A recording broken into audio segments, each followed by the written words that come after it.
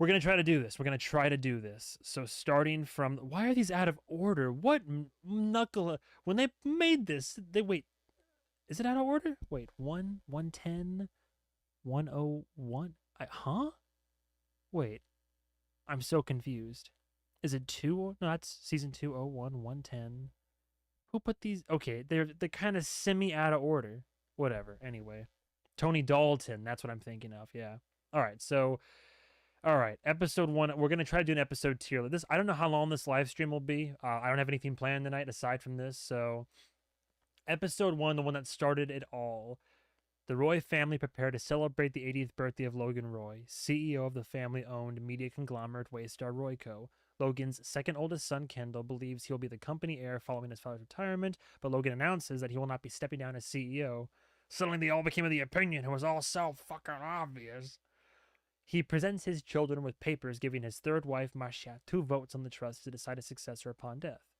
So he gives Marcia control. During the family's traditional softball game, he fires longtime COO Frank Vernon. I forgot Frank used to be the COO, and agrees to give a new position to his estranged great-nephew Greg Hirsch, who was fired from his job.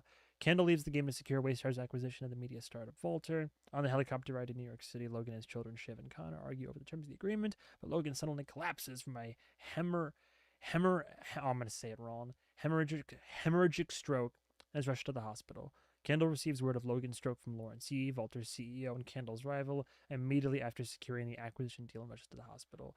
As a starter episode, this is going to be hard, I can already tell. There was a vote some time ago for Reddit for suck quotes for every letter. For suck quotes, I swear. I mean, so season 1, episode 1. I mean, because that one was called Celebration, right? I mean, it's was I hooked on episode 1? I remember that I watched the first one. I think people in the comments were talking to me about it, and they were like, "Oh, just you wait. Like it ran like someone described season 1 as a mere prologue for the show at large." I'm curious. I am a little bit curious. Like I want to go when back Succession began a bit. Playlists. Let me find this bad boy real quick. I want to see what the comments were like back then. Yeah. Let's do that one. Did you even Oh my think for God. 1 second? Old me. Hi, old me. Almost a year ago. My friend who doesn't watch it. Pilot is so good on rewatch. You know, everything. It's with all the added context of the Roy family. It actually has been fun to like watch other reactors do it and then like rewatch through like the set of eyes that I now have and the appreciation that I now have. You do pick up on a lot more things. I don't know if this is a hot take, but I think the first few episodes were the weakest in the whole series. Oh, it took me a few tries to get into the show. Same here in New York City. It took me like 4 tries to get into the series before I realized how good it was. I think, the fact that Roman kind of had a wife and kid on the pilot, for real, yeah, I forgot, like, Roman goes to like 2 girlfriends before we get through the series, because I was looking at some gals, I'm like, oh yeah, him and her dated. Low B, high C for episode 1. What are the comments? Give it a few episodes, you won't be able to stop watching. Modern day masterpiece about generational trauma, broken, self-centered people. Everybody has the same kind of opinion. I think everybody agrees it took a few episodes to get into. I think it's because when you don't have all the context to the characters and there's no like framework for the show, right? Because even the camera thing, I mean, like, yeah, I saw them use a lot of that in the Office, but the first few episodes I couldn't get over the whole zoom. It took me a while to get used to it, and by the time that we hit like the rest of the show, like 2 through 4, it was just natural as like bread and butter, PB&J. It was just part of the DNA of the show at that point. Episode 1 establishes the characters amazingly well on rewatch once you know them. Connor giving Logan sourdough starter. Yeah. He's like, great. I appreciate. I just want to know what the fuck is it. The writers bungled the Roman character story in the beginning. All right, I can't spend forever on the first episode. If you keep on, I'll be here to watch. Everybody says keep going. I didn't love the show when I first started it, but I was super. God, these were only like 28 minutes. I was super intrigued. I was very much intrigued by this show. It pulled me in based on execution, I think, and the characters. First four are a bit slow. Okay, so if I had to say episode 1, season 1, I think. I mean, do I put myself in the? That's the question. Like, do I put myself in the headspace of someone who has already seen the show in its entirety, or? Yeah, let's do it. This is a retrospective. Yeah, obviously. So in retrospect, probably a B, right? I think a B for the first episode. Like, yeah, it's good. It's up there. You can get some establish. You start to establish characters, but there's so much so much depth and everything. We're only skimming the surface there. Um, yeah. Episode 2, the old show at the Fuck Factory. This one really started to get me in because then you start to see how everybody like, can I go dark mode? That's so much better. Light mode is for psychopaths, in my opinion. You start to really see how they work under pressure and when they're at odds or against each other. Basically, the Roy kids are in disagreement over who should take control of Waystar in the wake of Logan's incapacitation. Roman and Connor want to sign the papers out of respect for their father's wishes, whereas Kendall believes he should become CEO. Shocker. That's another really good line from season 4 after she's done talking with Kendall, and she's like, hey, Roman, guess who Kendall thinks it is. You're not going to fucking believe it. Like, that's a great delivery there. And Shiv is opposed based on doubts about Marcia role in the company. Marcia sends Greg to retrieve Logan's items from his apartment, giving us the I'm sorry. Oh yeah, and the one where it's I'm sorry if my gong summoned you, or my bell. That was the first time that I had to pause the show that I was laughing, like from laughter. That was great. Roman asks Greg to bring the trust change papers, but Shiv instructs the opposite. Greg ultimately decides not to bring the papers. Shiv's boyfriend, Tom Wamsgans, proposes to her at the hospital in her weakest hour, and she accepts. It is eventually agreed that Kendall should become acting CEO of Waystar, with Roman as COO. Waystar's general counsel, Jerry, informs Kendall that Logan is $3 billion in debt due to his expansion into parks. Logan wakes up in his hospital bed. I always forget about that. I would have been so curious to see what Logan's game, because Logan was a guy that just somehow he always found a way through. I wonder what his game plan would have been in the long run. Does he go over it, or does he just criticize Kendall's plan? Gotta leave room, and you can always reshuffle. Tom walking in on Shiv and Roman fighting was so good. Just the whole walk in immediately, just like, nope. I like the bit when he's like walking alongside Greg, and he's just like, God, you're so like, I'm getting a bit like just talking to you. I gotta look up, like. Kind of love seeing the kids so stressed. Yeah. Well, it's entertaining for us, right? It's the same reason we gravitate toward shows like The Bear, like kitchen-based dramas or documentaries. I have I have rewatched Gordon Ramsay's Kitchen Nightmares in like a disgusting amount of times, and I'll keep rewatching those episodes. But like something about the stress of the kitchen, I don't know if it's just because that we're not in it or because there's, I don't know, it's like something therapeutic. But a similar thing for this show where it's, you don't, you can feel bad for them, but at the same time, if they're all being like rich pricks to each other, it's, you get a sick sense of satisfaction watching them just kind of, watching the rich fight it out in this allegorical gladiator combat. Episode 2 was better. Oh, 100%. I think so. This episode and the finale have the siblings arguing on who's going to take over. High B, low A, if anything, a tear purely for Shiv and Roman's fight. Yeah, yeah. I have so much hope in Greg until I realized he was spineless all along. Bro got mugged by Shiv. Bro got shivved by Shiv. Oh yeah, Greg's last $20. He was all in, dude. And I forget. That's the thing, because I was watching through the first season. I low key, I didn't realize I was watching. I think the normies. I was watching them watch through it. Greg was basically homeless. He slept. I mean, I think he was, because he was staying in a youth hostel, and then he didn't have enough money he spent his last bit of money on a suit, and then $20 he gave to Shib. He slept in the little cathedral, for Christ's sake. I didn't realize he truly was homeless. Like, Greg is like rags to riches in a crazy way.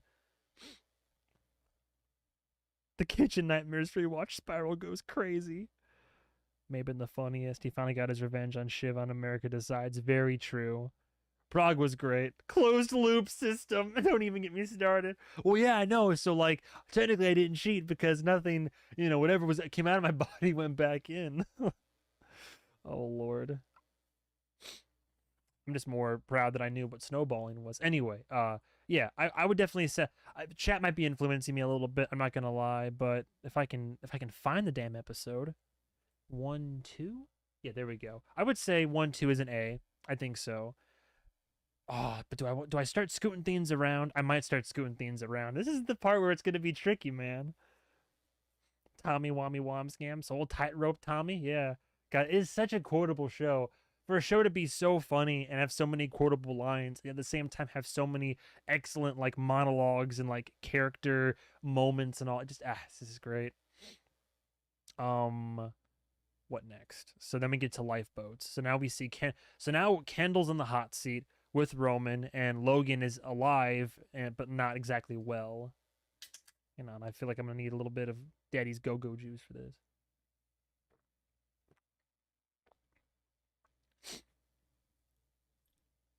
Kendall learns that one of the creditors to Waystar's family holding company is entitled to demand full repayment on Logan's $3 billion debt. That phone call was great, by the way. Rewatching it, the power move on the phone call, like whoever talks first loses, and of course, Kendall eventually capitulates. After a failed attempt to negotiate with the bank, Kendall enlists the aid of Stewie, his friend from college who is now a private equity investor. Stewie agrees to inject $4 billion into Waystar in return for stock and his seat on the company's board. Dude, Stewie secured his meal ticket like way, way early on. However, Greg later spots Stewie meeting with Sandy Furness, Logan's enemy, who wants to take control of Waystar. Kendall's also trying to repair his marriage. Oh, remember that we thought that was going to be a thing? With his estranged wife Rava, but after a night together, she confirms she already has hired a divorce lawyer. The fact that I just realized that, by the way, the fact that she still goes with him when he's like, oh, I think, what if I am like the man though? And they still get in bed together, and then she's like, oh yeah, by the way, I already hired a divorce lawyer. Shiv asks Nate if, discount BJ Novak, a fellow political fixer and former boyfriend, to run a background check on Marcia. Kendall visits a recovering Logan to inform him that Waystar's stock has fallen below 130, but that his efforts have starved off a greater financial decline. Logan nonetheless disapproves. Call him Nogan. Tom always been my favorite. I've grown to appreciate. I didn't like Tom through most of the show, but by the end of it and watching some video essays, I've kind of come around a bit to his character. Well, he's some people's favorites, understandably so. He is by no means he was not my favorite, but I have like a begrudging respect for Wamsgans. He played the long game for real. Episode 3 wasn't great. I don't know. I liked episode 3. I think. Don't need DNF here for this show. Probably leave C out as well. I might, because of the number of episodes, I might have to incorporate a C. Got to spread them out. The lowest will be going as a C. I think any F2 episode is automatically just at least a B. Yeah, exactly. You know, that's fair. I don't think we really need like in my opinion, I never really experienced a bad episode of the show. Like, real talk. D tier. I really, it's just S through C. Yeah, we'll see. We'll see. All right, so episode 3. I like, it's our first chance to see what the sibling, like what Ken and Roman, God, Jesus, what Ken and Roman are like in when they have power. Isn't that the same episode where where Roman rubs one out over the New York skyline as all that awesome shot of him doing that while the emails are just pouring into his inbox? Isn't that the same episode? I think I only think episode 2 was the one that made me fall in love with the show because in the hospital we get to know the characters. Nate was so hateable in the first season. It's amazing. I was almost happy to see him in the last season. Yeah, he was kind of the voice of reason by the end. I hate Tom and Greg at the end of season 1. By the end of the series, they were my favorites. I started off, I couldn't stand Greg in the first, but by the end of the first season, I came around and then, like, I liked him, but I don't know. He's still a big old wet noodle for me. But I overall, I've come to like Greg. Like, why is Roman my favorite? He's so nasty. That's the other thing is that, dude, most people, like when I broke down with Roman in the Church and State episode, most people like agreed, but there were a few people that were like, we're gonna cry about Roman. Like there are a lot of people that just flat out, understandably so, he's not a good person technically, but so many people, well, so many, definitely quite a few people are not fond of Roman Roy. They're just like, ugh, no, greasy little slime ball dickhead. Like, no need for it. The cut from Roman jorking into the coffee machine, busting. Oh yeah, I forgot about that too. All right, I gotta put all right, season 1, episode 3.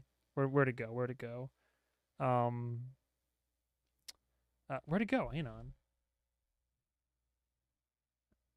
Why are these so hard to find? Brother. Bro, there we go. I was about to say because there's a white background. I'm gonna temporarily.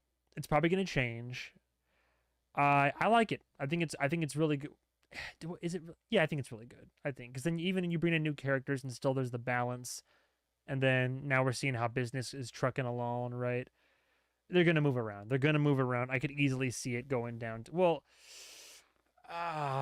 because I would put it above. All right, you know what? Here, tell you what. If we had to do this, all right. If I had to do it like this, if I had to, because I would put it above the premiere, but not maybe not as good as shit show, right? Like, but it's I think it's still good. Again, we're gonna be switching it around. Sad Sack Wasp Trap. First, these are the directors, right? So Adam McKay did the first one. Mark Mylod came in. Then Adam Arkin comes in. The Royals prepare for the company's annual foundation gala. Frank is rehired to mentor Roman in his position as COO. Ego cut. Upon starting his new role as the head of the Waystar Parks and Cruises division, oh yeah, oh gee, the whole Thomas given all the secret documents confirming a massive cover-up of crimes committed on the company's cruises, including sexual assault, potential murder. Panicked, he confides this info to Greg at the charity gala. Connor notices changes in the transcript of Kendall's speech, leading him to mistakenly believe that Kendall plans to announce Logan's retirement. He tells I remember, hang on. Yeah, he tells Logan, who opts to make a speech in Kendall's place, announcing that he's returning to his role as CEO. Tom plans to go public in the cruise about the cruises scandal, but Jerry advises against it during the gala. Tom angrily accuses Greg of snitching to Jerry about the scandal, which Greg denies. However, Jerry later thanks Greg in private, confirming that he did disclose the information to her. You know what? Without even looking at chat, gut reaction, Sad Sack Wasp Trap is really good. Let's go to chat real quick. Just follow your heart, man. What happened to episode 4? We're getting there. We're on episode 4. Great one for Connor. Yeah. See, going over all this because I distinctly recall the whole bit where like I have no prior knowledge to Logan and his character, and I compared him to what was it, Viserys Targaryen, like just like making his way into that throne room in that one episode where he's like, I'm not dead yet, and the whole, will he, like, what happens? Is he gonna get to the stage? And he goes up there and just like mic drops, being like, no, I will return as CEO, and like clutches the speech. We see more into Connor's character. And then the whole the first domino gets set up on Parks and Cruises scandal, and the whole first Greg playing the whole, Greg playing Tom there with talking to Jerry. I would think 104 Sad Sack Wasp Trap I think is I think it's an easy A for sure. I thought it was really good. A lot of people still think the first few episodes are like kind of, I think the show like slowly ramps up. I don't know, it's like Breaking Bad or BoJack, right? You have these important character and narrative building episodes in the beginning, but I always tell people like BoJack's worst episodes are its first 6, in my opinion. Once you get past that, it is nothing but go from there. It's phenomenal. I love the stuff. And then Breaking Bad, not that the first season is bad, it's just like most people, I guess, they just want kind of like snappy television, so you got to just tell people, no, we're going to build up some characters and then really start to incorporate elements of drama and, brutality and such. The butter's too cold. Yeah, you're all fired. Oh, I love you guys. This is going so great. Comes back in later. I was confused about the retirement announcement. Was Logan, right? It was miscommunication, I think. Kendall seemed genuine that it was a prompt. Oh, right, that whole thing to tell a joke. Yeah. Because there's a surprising moment afterwards where Logan was like, what'd you think you were doing? And Kendall wears his emotions on his sleeve. It's very hard for him to lie to somebody. Or at the very least, like, you can tell if he's being, like, overconfident. I'm manipulating you and I'm doing it so subtly right now. But he was like, no, Dad, that wasn't what you think it is. And then even in the moment, then Logan stumbles and he goes to even after his father yells at him, he tries to catch and help his father. I think, if I recall, it was meant to just be a joke in the moment, but in Logan's mind, it'd be a joke made in poor taste. This is the underline cross out thing all over again. I will die on that hill. I'm sure there is a tweet. I could pull it up right now. I'm sure there's a tweet about the I'm not gonna get into that. I'm gonna wait till I get to that episode because every time I talk about the cross out, underline, I get so my blood starts boiling. I get so emotional about that. I went to market. Child violence. Here we go. Marcia crossed out. Would you get out of town? Wait, no, yes, exactly. No, thank you. Yeah, crossed out. That's what I'm saying. Swear to God. Who goes? You're already gonna get me started. Who goes through on a document and underlines and pens? Don't. I'm not gonna. Don't get me started. I get the veins in my forehead about to burst.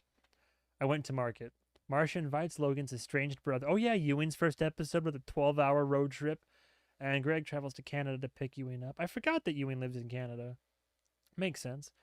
Logan wants to aggressively acquire more local news stations for Waystar against the advice of his children and counsel. Kendall plots to hold a vote of no confidence against his father amidst his erratic behavior.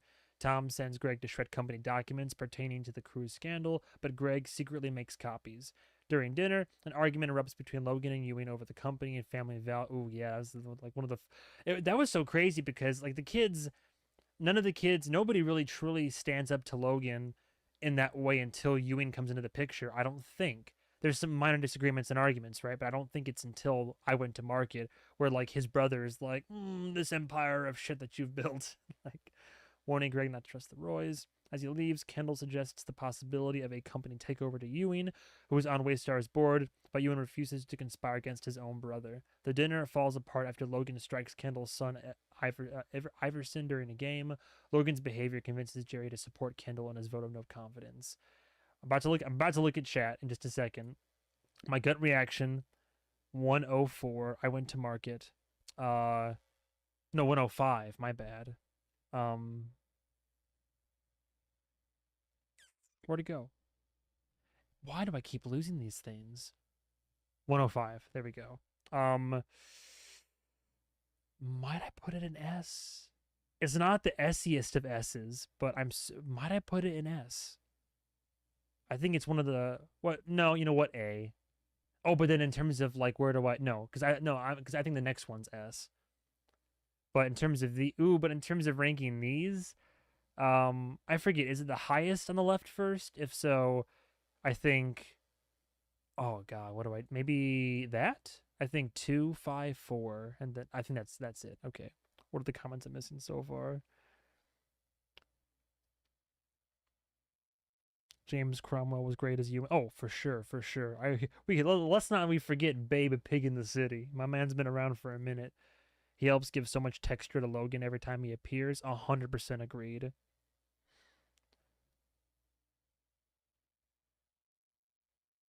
Oh, seriously, wait. Thank who for saying what? Nope, underlined. We'll cross that bridge when we get to it. You bastards. I swear to God, I will argue. I don't care. You can show me a tweet. Show me a government document signed by all the state representatives. I don't care. Come on. Greg is chopping it up. Chopping. Oh, that's right. He's chopping it up, chopping it up. And he kept the documents. Wise man. Logan was from Canada too. Wasn't Logan from Scotland? Or is that just his like familial roots? I thought Logan was from Scotland. Episode 5 is a tier minimum. First family dinner. Exactly. Oh, family dinners, right? Another good one. Greg, happy Thanksgiving. You and not for the Indians. You can't make it. Yeah, in the DC episode. You sent the same email to him for 37 times saying with the subject line, you can't make a Tomlet without breaking some Gregs. Amazing stuff, for sure. Ewan and Logan's fights are legendary. Oh, yeah. Yeah, fuck your grandpa. You're on speakerphone. Well, I shouldn't be, Greg. Oh my God, Logan hits his grandson with a can of food. Wasn't it cranberry too? Thank you for saying that was crossed out. I meant it. I don't care what Jesse Armstrong. That's what I'm just saying. We'll get we'll get there. We'll get there. I will go into it. I will get into it. I promise. I swear. Okay. So I'm confident in putting it in an A ranking right now. Like right below Shit Show at the Fuck Factory. I would put I went to market. Yeah, let's do that. But now, come on, baby. Come on. Oh, dude. I got to admit, looking back on it, I was on pins and needles during I was counting the votes in the room. Like, Kendall, Roman, Frank, and Jerry work together to amass a majority vote in favor of removing Logan from his position as CEO. Roman is able to sway Lawrence to their side. Logan travels to D.C. for a meeting with the president, but the meeting is canceled last minute and concerns regarding a terror threat. Greg is advised by Ewing to stay out of the no-confidence vote, but Greg later discloses his knowledge of the vote to Tom. On the day of the vote, Kendall flies to Long Island to visit an alien board member at her home to convince her to vote with him, but is unable to take a helicopter back to Manhattan due to a lockdown over the terror threat. He is thereby delayed in his arrival to the vote while stuck in traffic, and Frank begins the vote without him. However, a furious I'm in the middle of turning a fucking tanker! A furious Logan refuses to leave the room during the vote and instead berates several board members. You better be smelling your fucking armpit. To side with him, and fires everyone who voted against him, including Kendall and Frank. I think we all know. Come on, where is it? S tier for sure. S tier episode for sure. Whose side are you on? Dude, the whole time. Because, like, before this, I think it's the first time in the show where, by the time we get to season 4, like, Tom's whole speech is pretty much, like, is proof and point of that, which is, I've never seen Logan get fucked once, and so until we get to that point, this honestly felt like it could have very easily been a victory. And I think in a lot of ways, if the chips had fallen in a different way, if Kendall had been in the room, it very well might have been. But it's a moment where we don't know enough about the characters. We don't have enough context for anybody, for track records, we can clearly see who's really successful, right? But like, we don't have enough context to be able to think, oh, well, it's probably not going to be this or that. But I was like, oh my God, get out of the car, run in the meeting, the votes are coming in, the Roman's wavering, and you're like, dude, what are you doing right now? And then Frank, get out of the room. Logan, I'm not going anywhere. We're doing the vote. We're doing it live. Like, it was the first time that we had collectively experienced, like, one of those boardroom, corporate meeting, just one of those, like, succession moments, right, where things are coming to an head, and the cards are gonna fall one way or another. Just depend. We just don't know what direction yet. Amazing line for sure. Scotland, Canada, USA. I see. Yeah, I thought Logan was from Scotland. Let's go around the table and say what we're thankful for. Someone else says it was crossed out. Look at that. Some people. Triple S tier, no discussion needed. Yeah, exactly. I can't reveal my sources, but it's Greg. Yeah. S tier for sure. Oh, dude, stress. Oh, yeah. Oh my God. I was like, I literally holding up my fingers. It was tied up. I was rocking back and forth. Like, I've been failing to look at the comments for all these, by the way, but it's definitely one of the top. Oh my God, what's going on? Welcome to another. Oh no, don't listen. I can't hear myself talk right now. Whose side are you on? Fully emotionally committed to the show. Chills. Oh yeah, chills. The first true, like, Kendall rise and fall loss. Like, oh my God, pit in my stomach. I was just like, no. I felt so. And him walking out. It's the same thing. I like the symbolism of how life goes on in the cinematography and direction, because at the end of episode 1, like, all this stuff's going on. Logan just had a hemorrhage.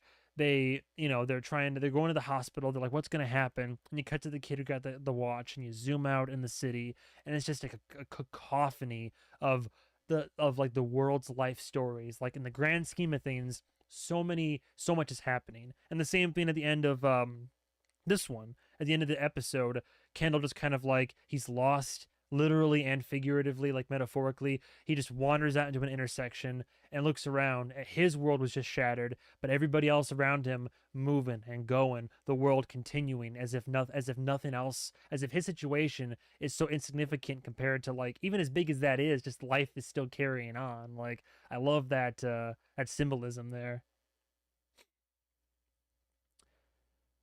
Dollar store BJ Novak, yeah. Mention the menu in this one. In a deleted scene, Tom mentions that Shiv elbowed him in her sleep. I think it's funny the episode leaves it a mystery. Oh yeah, I forgot. They never really truly. Tom just has a black eye, and I'm like, huh? Like, Logan, how is that burger? LOL.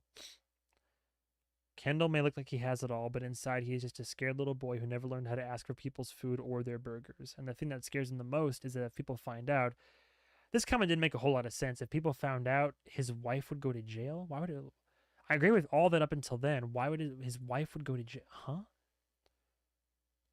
You're gonna wait a long time for Logan to stop being an asshole. Kendall had the numbers and should have listened to Frank about the lady in Long Island. I don't get why her daughter even said that, but it came off wrong, I guess. People are terrified of Logan, and this episode showed it. It's not just some guy yammering, annoying people. He is a titan, and he is clearly not going down without a fight. His people are loyal to him. People hate him, but they fear him more, and Kendall is not a solid bet for anyone's future right now. But yeah, definitely S tier without question, for sure.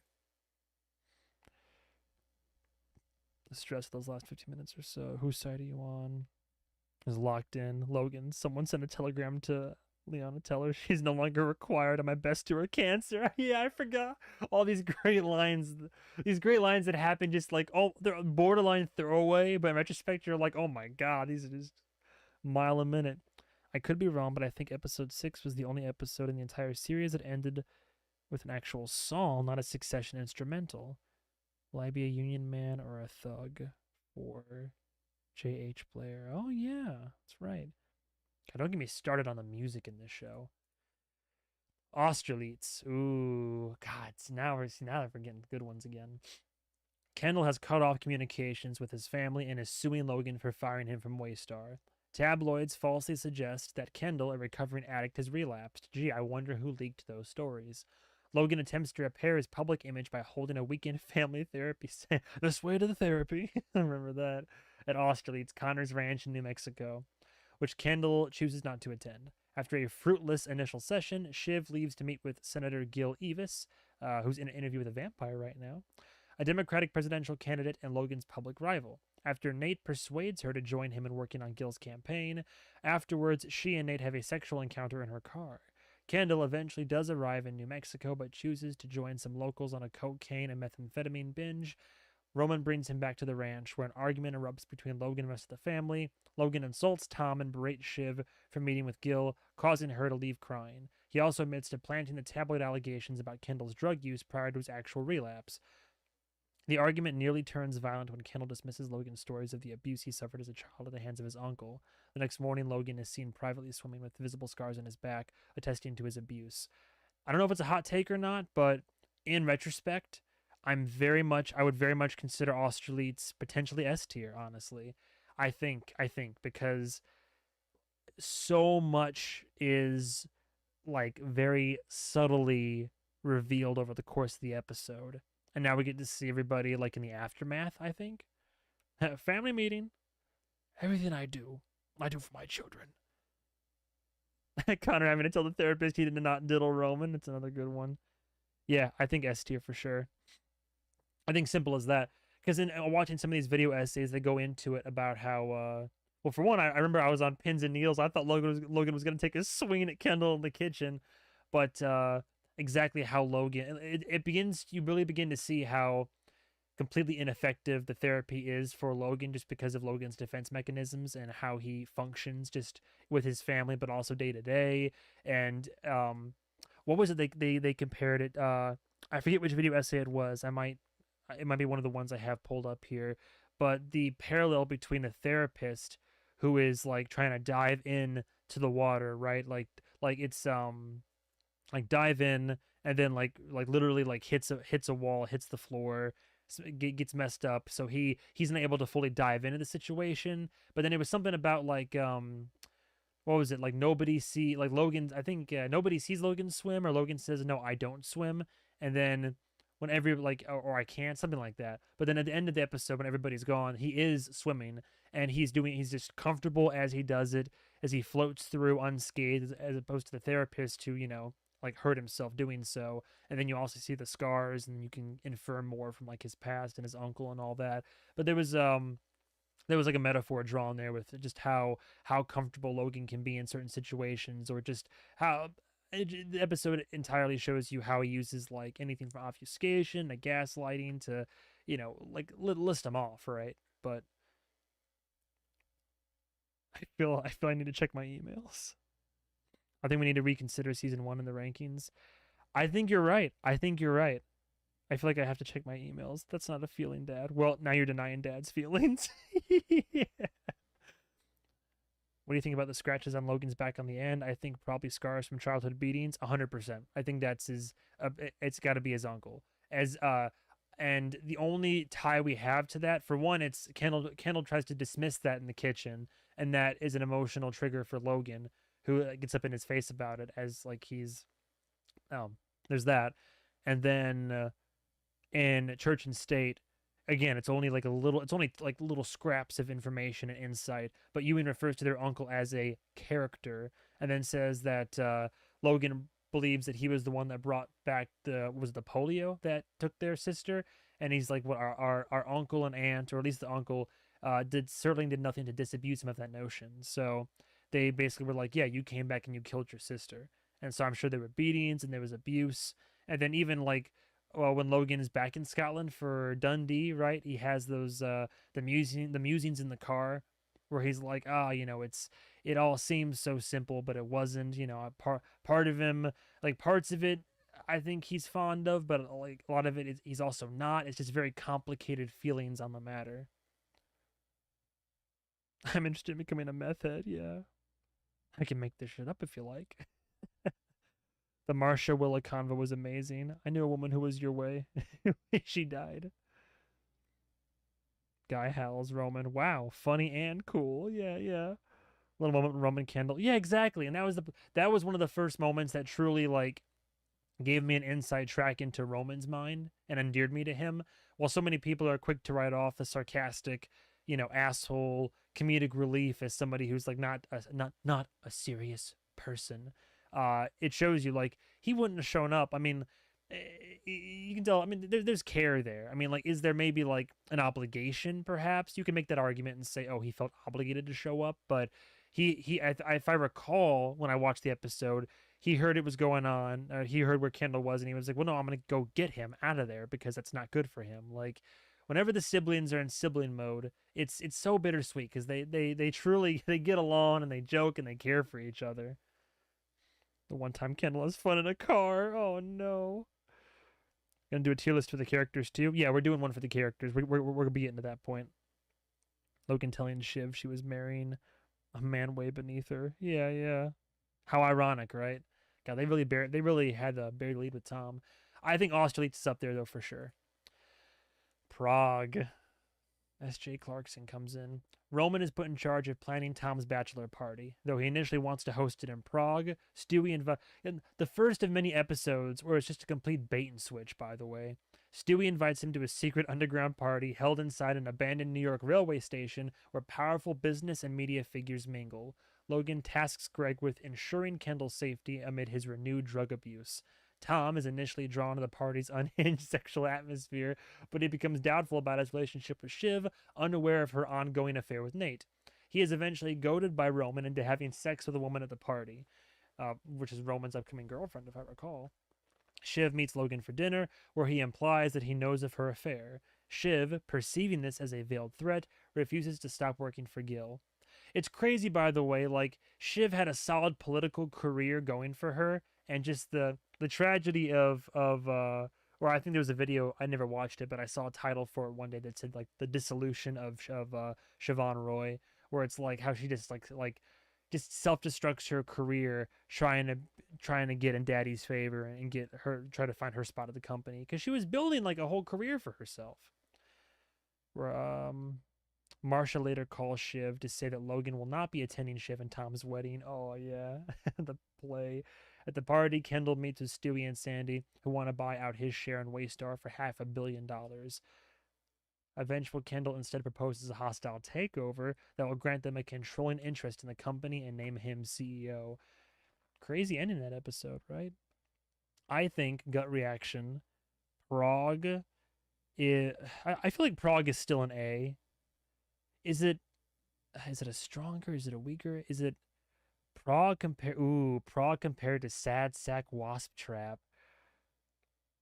Damn. I'll leave it alone for now. I'll leave it alone for now. Roman was one of the most loving, caring characters in the show, and I'll die on this hill. He definitely. There's an essay that I've pulled up a reference that says he's the most emotional character on the show, both for like good and bad reasons. Hey Kendall, Ted, Bill Gates. Tell Bill Gates my computer's fucked up from all the fucking updates. The little sibling bonding moments are my favorite bits. They never last, but it's so nice to see the sun break from the clouds. He was in Marsha low key. Even Logan was worried about him in this guy. The Fly Guys. Oh, and the shot at the end, the silhouette shot of all the guys waiting for their rides, and Kendall's off to the side as he so often is. Like, I love that shot too. Tab's intro episode. The Roman dog. Oh yeah, yeah, exactly. The whole bit where it's the Succession has this brutal. I think it's heralded a lot for never ever ever. Aside from the opening credit sequence, which is just like family videos basically, no flashbacks, and like very rarely is it exposition like directly as such. Like literally, it's exposition in the way that it's, oh, do you remember when? Oh, we all remember it differently. Well, actually, I think it was like this. Well, no, it was kind of like that. Like, yeah, because it's introduced and the siblings downplay it as, oh, it was a game, and you weren't locked in there, you wanted to be in there, and chocolate cake and all this. But then by the end of it, Connor's like, no, but it was dad sent, what was it he said, dad figured you send away the weakest, and then it can encourage a competition among the strongest, something to that effect. So it shows you the dynamics, like the family dynamics that like were set up by Logan in that household, and just how he would always pit the kids against each other, which Shiv goes further to confirm when they're doing the when she's doing her dad's like memorial speech in Church and State. Prague is a personal S tier. Okay with B tier for Prague. Really? See, look at that. S tier, B tier. Roman's dog cage memory. Cinematography in Prague is so great. Never identified with Connor more than in this episode. They all become the old guy at the at the sewer party eventually. Your friends keep telling people he's in love with them, and it's making people uncomfortable because you're just getting drunk, being like, "I love you." I'm gonna leave it at A for now. I'll say A. Then we get to Pre-nuptial. The Roys gather at an English castle in preparation for Shiv and Tom's wedding. Shiv believes Logan will not be present, but Logan chooses to attend to avoid bad publicity. Just for, again, so much about the optics in this show. He's like, well, I don't want to tell her. I don't want to tell her I want to go. Like, I need to go. We'll just go then. Kendall, Roman, and Shiv reunite with their mother, Caroline. Yeah, that's the first Caroline episode. Logan's second wife. Tom is surprised to find that Tabitha, the woman who performed fellatio on him at his bachelor party, is now dating Roman. Nate meets Tom and tells him of his history with Shiv. Tom confronts Shiv about her infidelity, but she denies it and instead asks to know the details of the cruises scandal, hoping to use it as political ammunition for Gil. Yeah, that's right. She was just trying to get him to fess up and incriminate himself. Greg later. Plus, at that point, I really wasn't like, was I trusting Shiv? I don't know. When she asked for the ammunition, I was just like, Shiv, like, get your own. Like, what is this? Greg later spots Shiv and Nate together, but when he attempts to relay his suspicions to Tom the following morning, Tom attacks him. Yeah. It's like, shut up. Shiv tells Jerry that she will let the cruises scandal remain secret as long as ATN, Waystar's right-leaning news network, stops slandering Gil over his wife's suicide. I forgot Gil's wife committed suicide. Gil and Logan agree to a truce on these terms. That's right. There's the whole walk in the there. He's talking about how America is like a fat, bloated thing compared to what it used to be.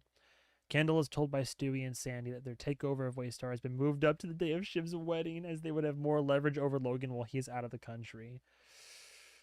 Why do I feel like Pre-nuptial? Am I crazy to say it's like a high B? Like all those things happening, they're important, and I remember there were some moments that are like fairly impactful, but why do I feel like the vibe is like a high B? Am I crazy? Oh, I was like, immediately the first comment I see is Prague S tier. Well, not Prague S tier. Never mind. Sorry, I misread it. We'll have the episode as pure setup, but it's all still yeah. It's a setup episode for sure. B tier. Pre-nuptial is great, but it's so overshadowed by the finale. Oh yeah, 100%. Which, by the way, I can already tell you, I think pretty much every finale is gonna be S tier. It's just a matter of which one's better. Pre-nuptial is great, but yeah. So I would keep it at high B. It's in B tier, but it's like the highest of the B tiers so far. Now we have, oh god, we have the finale. This might be. Is this the highest? Which I'm curious. Which of out of all the episodes in my Succession playlist is the highest viewed one? Not that I have like a massive amount of viewers, but I mean, anybody can see it publicly. But where's the playlist? Can I see the whole playlist? Okay. It might be. Well, it might be the episode one because everybody always watches episode one to decide if they love or hate you. In this case, people watched me, and lots of people are like, "This bastard pauses way too much," and they just click away. But like after episode one, two is still pretty good. 2.5, 2.9. Whose side are you on? 2.9. Nobody. 3.8. Nobody's ever missing. Okay, has the record right there. 3.8. 3.7. Safe room's pretty close. 3.8. 4.8. This is not for tears. That seems to be a fan favorite for show. 4.8 for This Not for Tears. I think we have a winner. 4.8. Even the finale, 2.9, 2.9. Yeah, 100%. Damn. Damn, really? Yeah. Yeah. Highest view. Is that higher than the first one? The highest viewed episode of Succession, my reaction series, was in This Is Not for Tears. Okay. Just checking. But give me the finale here. What are the comments like? I forgot about this one. I drank and I dressed up for that one. Finale, baby. That'd be 4-3. Connor's wedding's my bet. You would think it'd be Connor's wedding. Connor's wedding's up there, but This Is Not for Tears, evidently, is everybody's like actual like everybody. I think the majority. From what I can tell from the comments, a majority of people as a whole like season 2 the most. But I think in terms of finales, people really like season 2's finale. People would go as far as to call like one of the best season finales for a show. Period. Guess it didn't kill anyone, but then maybe only lost a couple of thumbs. This guy. Yes, we have Nobody's Ever Missing. Kendall serves Logan his planned takeover bid. A furious Logan kicks him out but begins scrambling to get ahead of the situation. Now, that bathroom scene, by the way, I was so stressed. The printer, oh my god. Yeah, we went to the wrong printer. I'm like, what do you mean the wrong printer? During the wedding, the siblings are infuriated to learn from Logan about Kendall's takeover plans. Shiv admits her infidelity to Tom and suggests that she is better suited for a non-monogamous relationship. Tom forgives her and later ejects Nate from the way. Put it back in the bottle, Nate. Put my wine back in the bottle. Outside the castle, Kendall does drugs with Andrew Dottie Dodds, a young waiter whom Logan had fired from the staff. Yeah, based on a tantrum, by the way. And the two drive off in search of cocaine. They swerve to avoid a deer, and the car lands in the water, unable to save Dottie. Kendall flees the scene, returns to the wedding in shock. The police investigate the following morning, and Logan tells Kendall that he will make the case go away if Kendall calls off the takeover and attends rehab. Kendall obliges and breaks down crying in his father's arms. No question about it. The 110 is definitely S tier. And I think it might be cream of the crop so far. It might be cream of the crop. That's a really the family photo at the beginning where it's like, what was it? The argument about having Willa in the photo, and Connor is like, yeah, if you don't put Willa in the photo, I'm going to punch you in the nose, and I'm gonna like it. Does the whole thing like fights for her. Yeah. Oh my god, that finale was just like an emotionally draining gut punch by the end of it. Love it for the Caroline scenes. Also, Tom Greg ending. Finale, baby. Yeah, finale. Da-da-da. Season 2 is just banner after banner. This guy, you Machiavellian fuck. This Is Not for Tears is an all-timer. Tom standing up to Shiv, a discussion about who to throw overboard, Kendall's last truly emotional connecting chat with his dad, and the twist, the chef's kiss. Yeah, God. And it sets the stage for what is ultimately Ken's constant character arcs, by the way. And his oh my god, I forgot, because we always talk about water, and I love so much in this series water in relation to Kendall's mental state. In particular, somebody drew a parallel between Kendall's mental state of like water being him surrounded by like they drew it to his father and his father's influence, and the farther he is away from the water, he's maybe he's like in the bathtub and he's just there's no water, or season 2 only the head's poking above water, maybe he's fully submerged in it. And again, season 1 car wreck, he was doing so well, and then boom, he ends up like crashing and fully being submerged, and not even of his own accord, in water once again. The Connor president arc. But yeah, it's the first time we see Kendall's like, like rise, steam, and then self-destruction, and bottom of the barrel, then rise. Oh, is he gonna do it? And then no, he's right back down there. Just the whole ups and downs. Like, Kendall's such a tragic character to follow, and I thought, I remember as season 2 started, I was like, oh cool, I can't wait for the arcs to start happening for Kendall, and he's gonna have a rise up story. Little did I know, but Tom gets screwed. Made me dislike Shiv so much. And Safe Room is the perfect regular episode. Oh yeah, we're gonna get to that soon. Did anybody else think that Greg kind of low-key had a superpower for info gathering? I think he just like he just observed. I think it's because he wasn't important enough. He was able to kind of slink by, and it's almost because he was so obvious about what he was doing that he just kind of seems like not much of a threat and very unassuming. I don't know. He just is like, I see what that guy's doing, and now I'm going to do it as well. Hello, fellow businessmen. Here's what I'm doing. Isn't that so? And then he would come back and be like, I have this info. Aren't I clever? Or I don't know. It's just the way that he did it.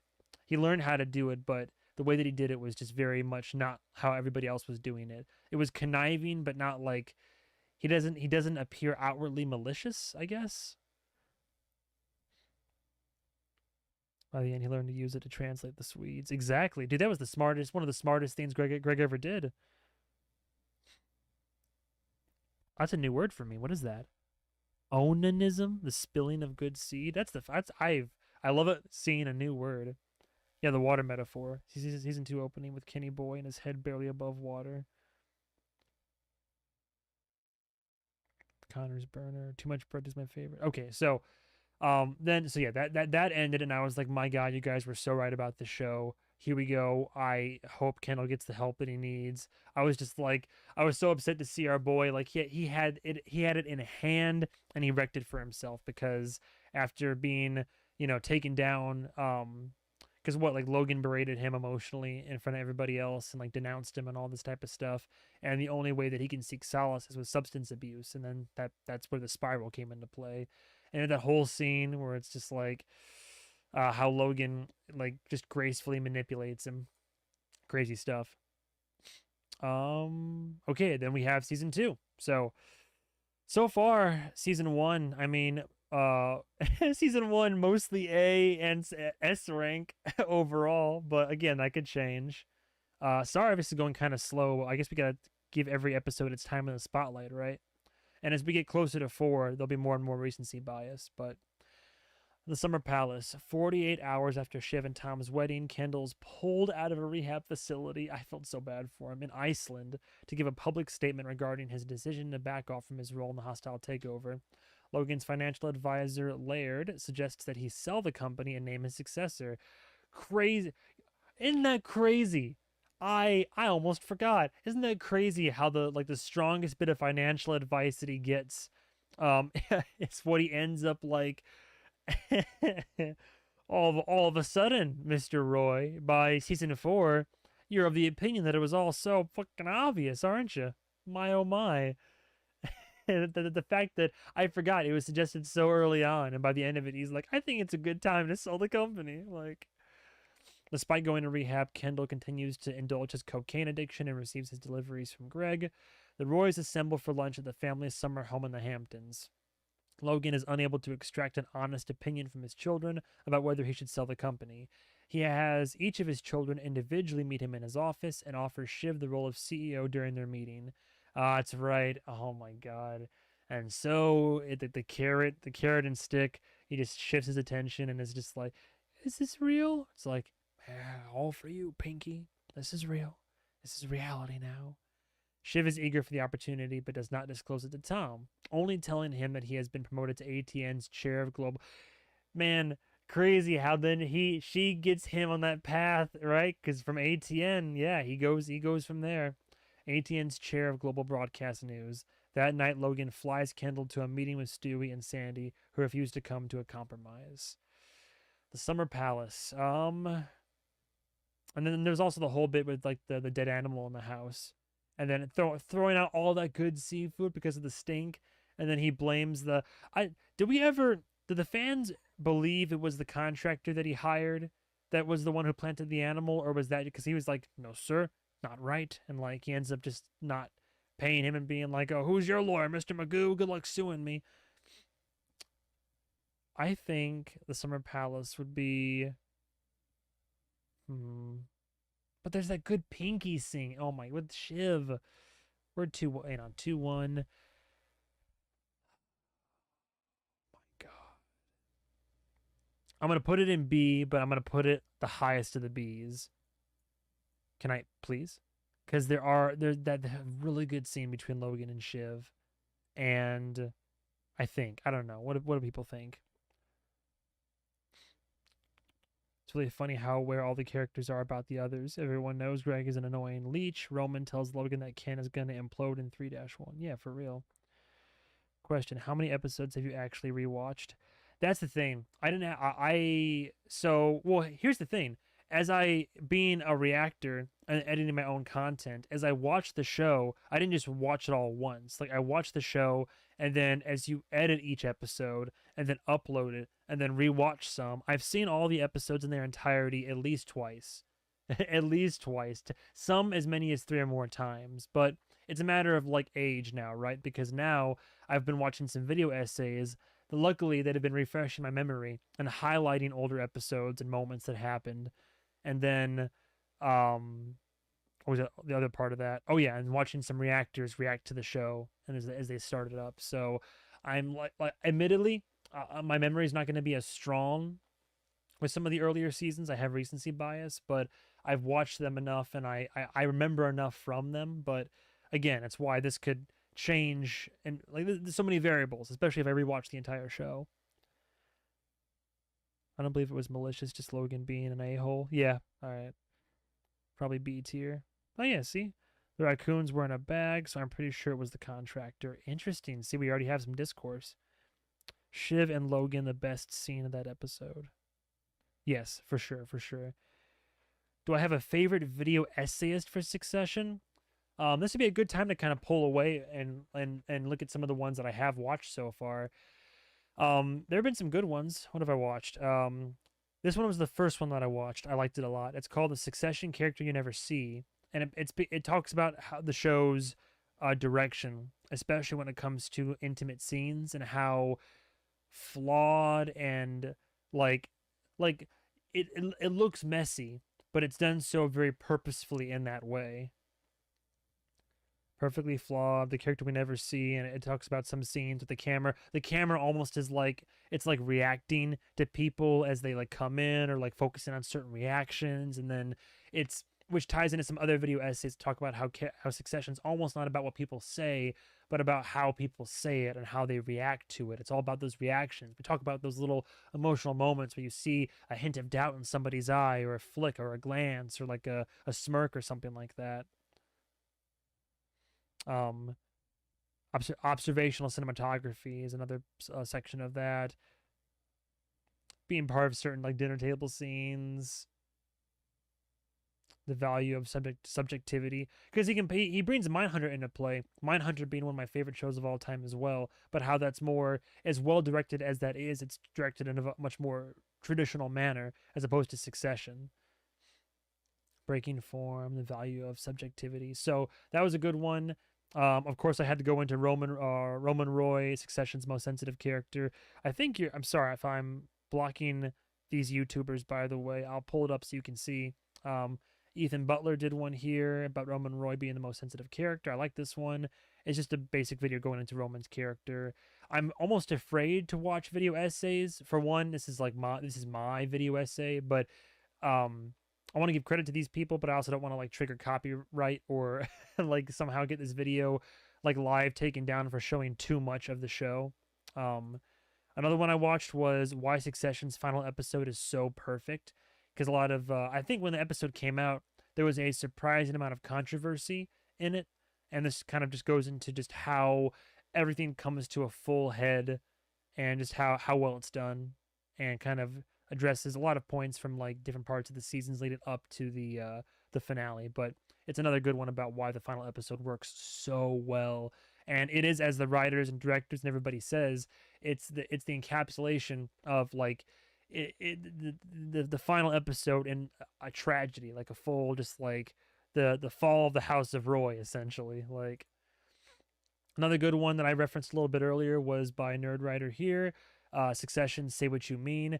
A lot of these, what's cool about these is that there's some good like long ones too, like ones that are an hour plus. But some of these are like short. They're much more digestible, basically. But they focus on a concept or a character and expound upon that. But I love this one a lot because it talks about the language of Succession and how in the show character. That's what I was talking about.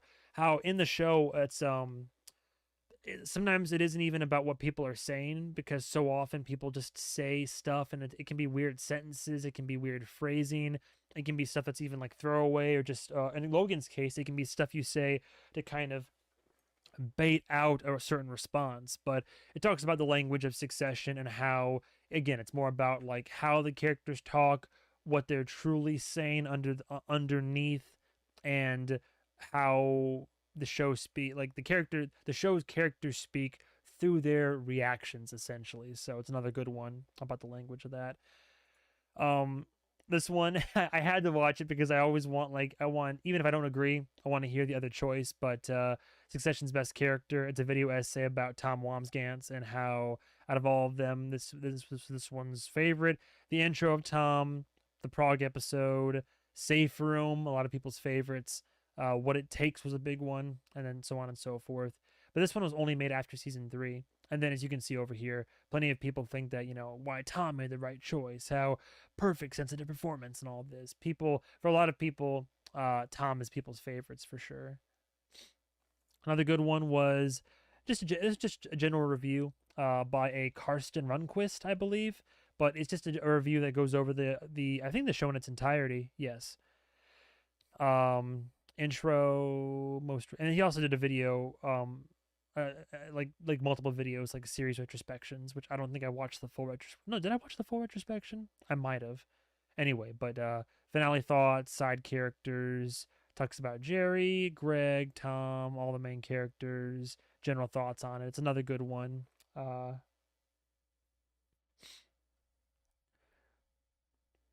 Thomas Fight Love Succession, love that one too. Just an observations essay on Shiv was one of my favorite character breakdowns. I might touch on that.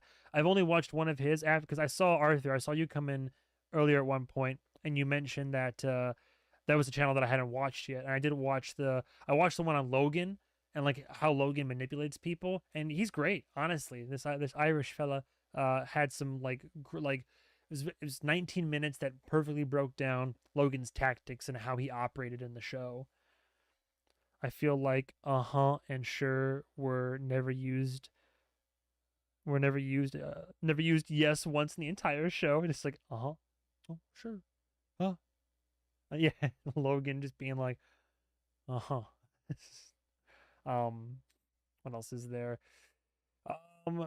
Succession's main character in painful detail. It's another good one, another little quick click. But this one talks about Kendall Roy, basically, and how in this person, in Sid City's opinion, Kendall Roy is the main character of the show, which I feel like that's kind of how it is. Like, you could argue that Logan's the main character as well, but I mean, we literally start the show, well, technically we start the show with Logan pissing in a hallway, right? But I feel like in terms of giving us a character to follow and root for, it's so often Kendall, right? For all his blemishes, as it were. What Succession is really about. This one is also another really good one by One Take. It's an hour and a half, but going into the full series, we have an intro for the show. We talk about basically wealth, power, and politics. He breaks all that down. Goes into how you still can't buy happiness. It was warm in the light. Just really Really good one. The poison drips through. That was the worst part. The fact that he highlights how the poison of Logan Roy drips through to his kids, and especially Kendall, being some of these kids that were trying to do their own thing while still being loved and respected by their father, and especially Kendall, who's trying to break away. And in his mind, he wanted to so much. It's the whole thing with the water. He wanted to separate, break away, rise above, come out of the water, and be his own person. But it just couldn't seem to get away. And by the time that he starts, like, then Logan's gone, sure, and then he's on the up and up. But again, the whole point of the video essay at that point is the poison drips through, and you start to see his father coming out of him, and it's just like, oh God, come on! Like, you either die a hero or you live long enough to see yourself become the villain, the number one boy.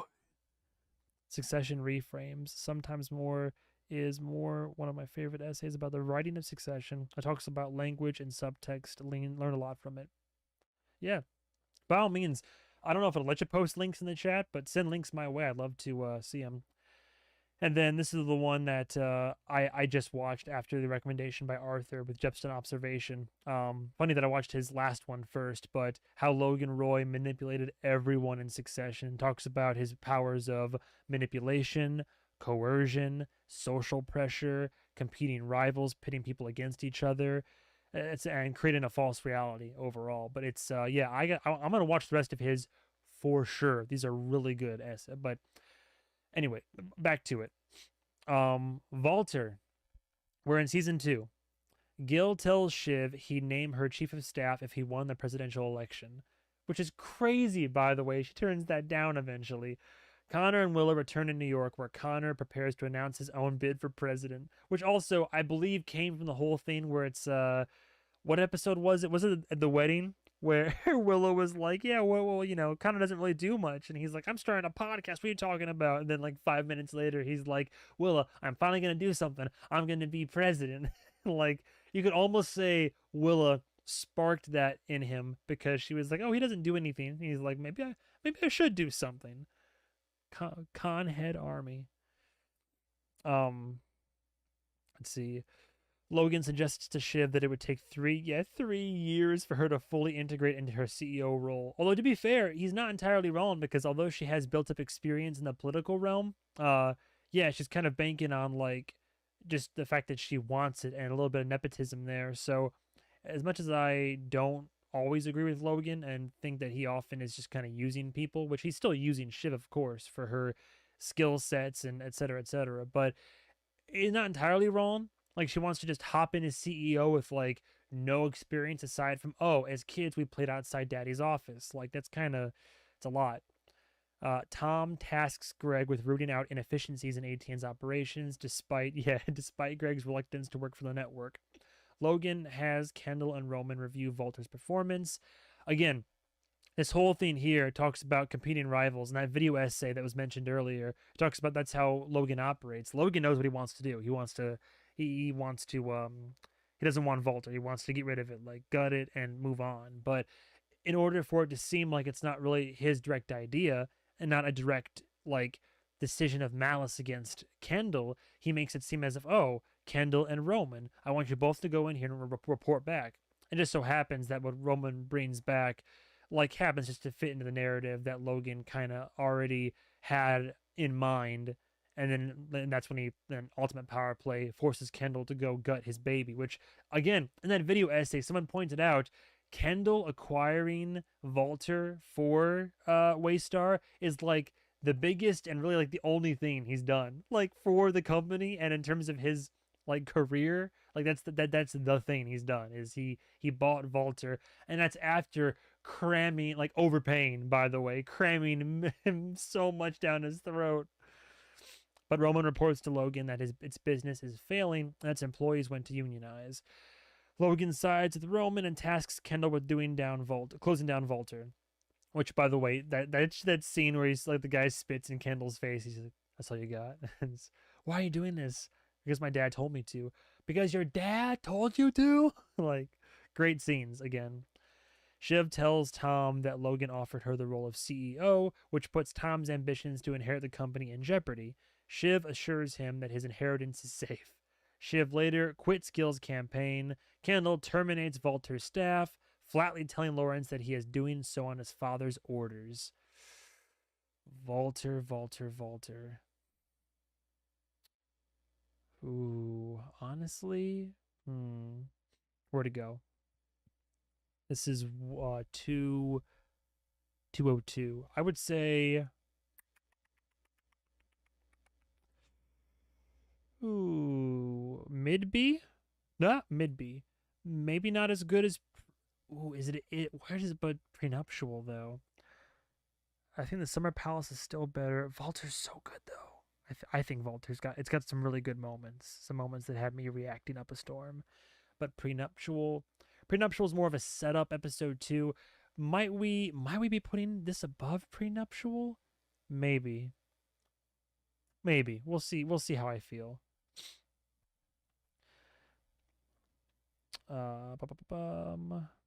Kendall could never escape himself. Oh, for real. Oh, by the way, I never asked. By the stream sounds fine, right? Like in terms of my audio and all that, is it not too loud, not too quiet? I can make any changes you guys want me to make. Please let me know.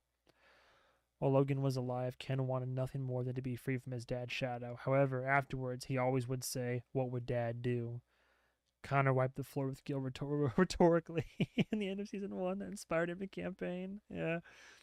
Gil just wanted to get away. Oh, it's right, because they went into a debate and like they thought he wiped the floor and he was like, "Man, I should do this." That's right. Gil was lucky that wasn't televised. Conrad would have loved that debate. I swear to God. Lawrence should have voted with Kendall. He's silly for asking why. Yeah, the fact where it's like he's surprised that Kendall's doing what his dad tells him to do right now. Also, Kendall lied. Not Kendall. Lawrence lied about his numbers. Like he fibbed, which everybody apparently is a big thing for tech companies to do. Like in general, I'm sure, but in this show, for real. Is this the episode that ended with the hug from Shiv where he says it ain't gonna be me? No, that's later on.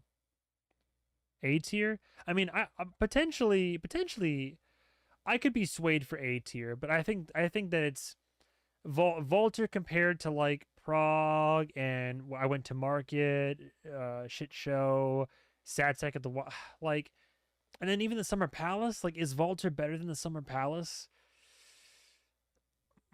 I don't know. It's almost like we go back and forth between like the best episodes are like, it's like the really good episodes are either corporate or family, and the best episodes slam the two together. I think. I might change. We'll see. Let's keep going. Hunting. Oh, God. A little bit of more on the floor. Logan plans to acquire rival media giant I Want Pierce against the counsel of his peers and family and rehires Frank. Again? Jesus, how many times does it rehire Frank? Due to his friendship with the head of its board. Oh, yeah, that's why. The family departs in a hunting retreat in Hungary.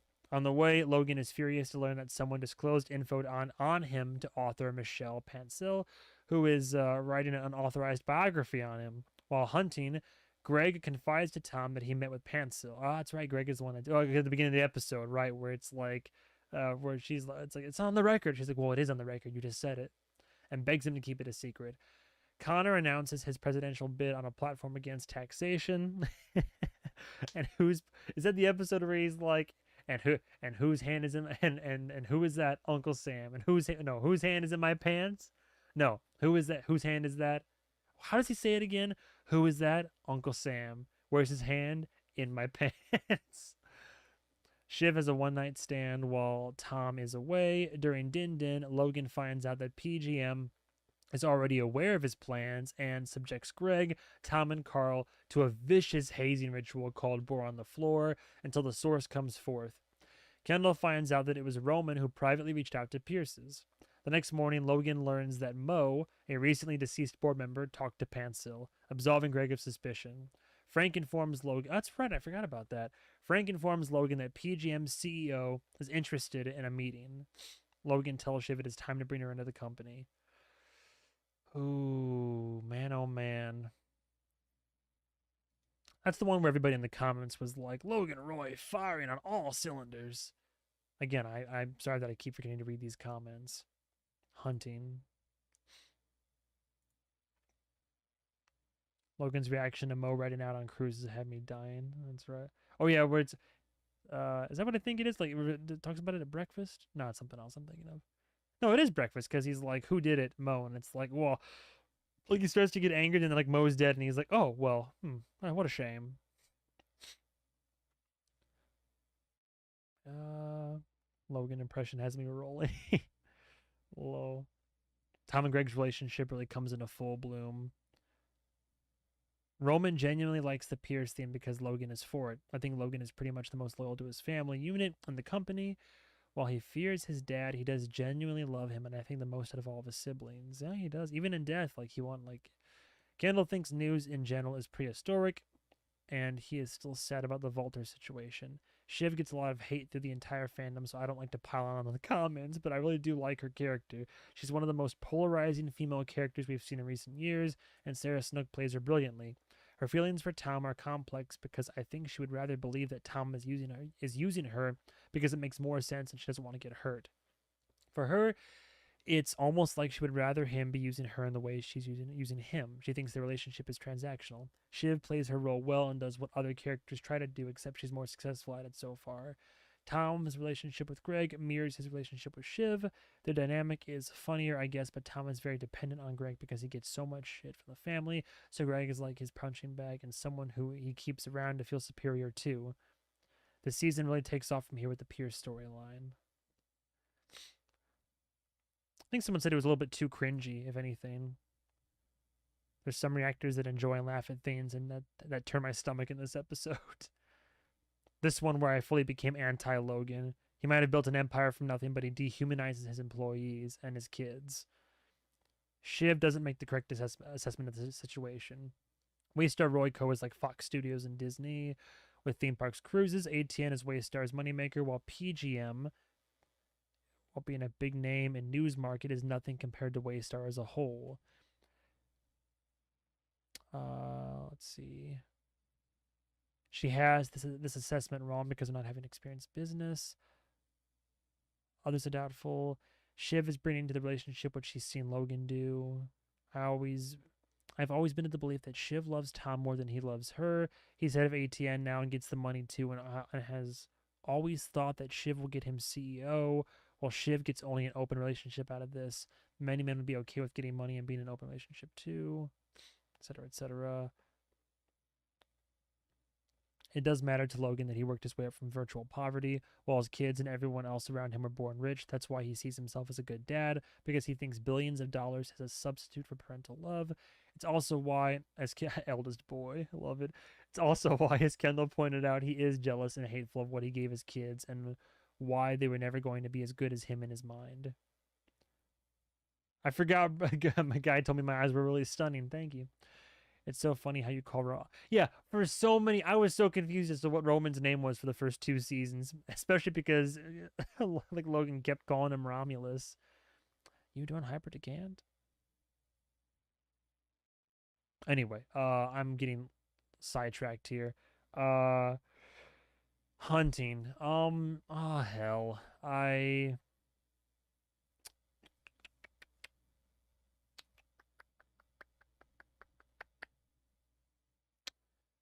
damn man, I might have to go to the comments for this one. Walter's Peak. Just want to say D or C doesn't mean bad. Yeah, exactly. That's very true. But you can't help but have the negative connotation, right? Season 2 from episode 4 through 10, just banner after banner. Hunting, I was hooked forever. Tom protecting Greg. Yeah, I was very surprised that Tom protected Greg. Someone said Hunting is S tier, B or C. I think it's a B episode. Born on the floor scene brings it up to an A. You know who drinks milk? Kittens and perverts. This episode is where I knew this one was one. I mean, you really see how much control Logan really has. Love that defensive Shiv. Yeah, yeah. The scene where Tom is telling Logan about Pierce, one of the most underrated scenes, absolute cinema. In my opinion, Born on the Floor required more suspension of disbelief for a show that is otherwise pretty rooted in reality. Man, what happened? So much stuff happens too. Hunting trip, Pierce and PGM comes into play. The whole boy on the floor hazing thing, trying to figure out who wrote it. The ultimate reveal that it what like that's the crazy thing. The ultimate reveal that like even though like Roman did make a call and then they no Roman called Pete like Pierce, but then Kendall's able to like kind of throw him under the bus for that.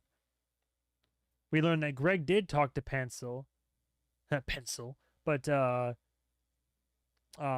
we learned instead that really truly it was Mo before he died, like gave up the dirty gravy. I think, damn, that's a tough one, man. That's a tough one. Let's, but and then would you put it above? You know what? Okay. I would consider. I don't know. My gut's telling me. What if I put? Damn. What if I put the Summer Palace at low A? I keep Walter at high B, and Prenuptial, and then maybe we move Hunting to like mid B territory. Maybe.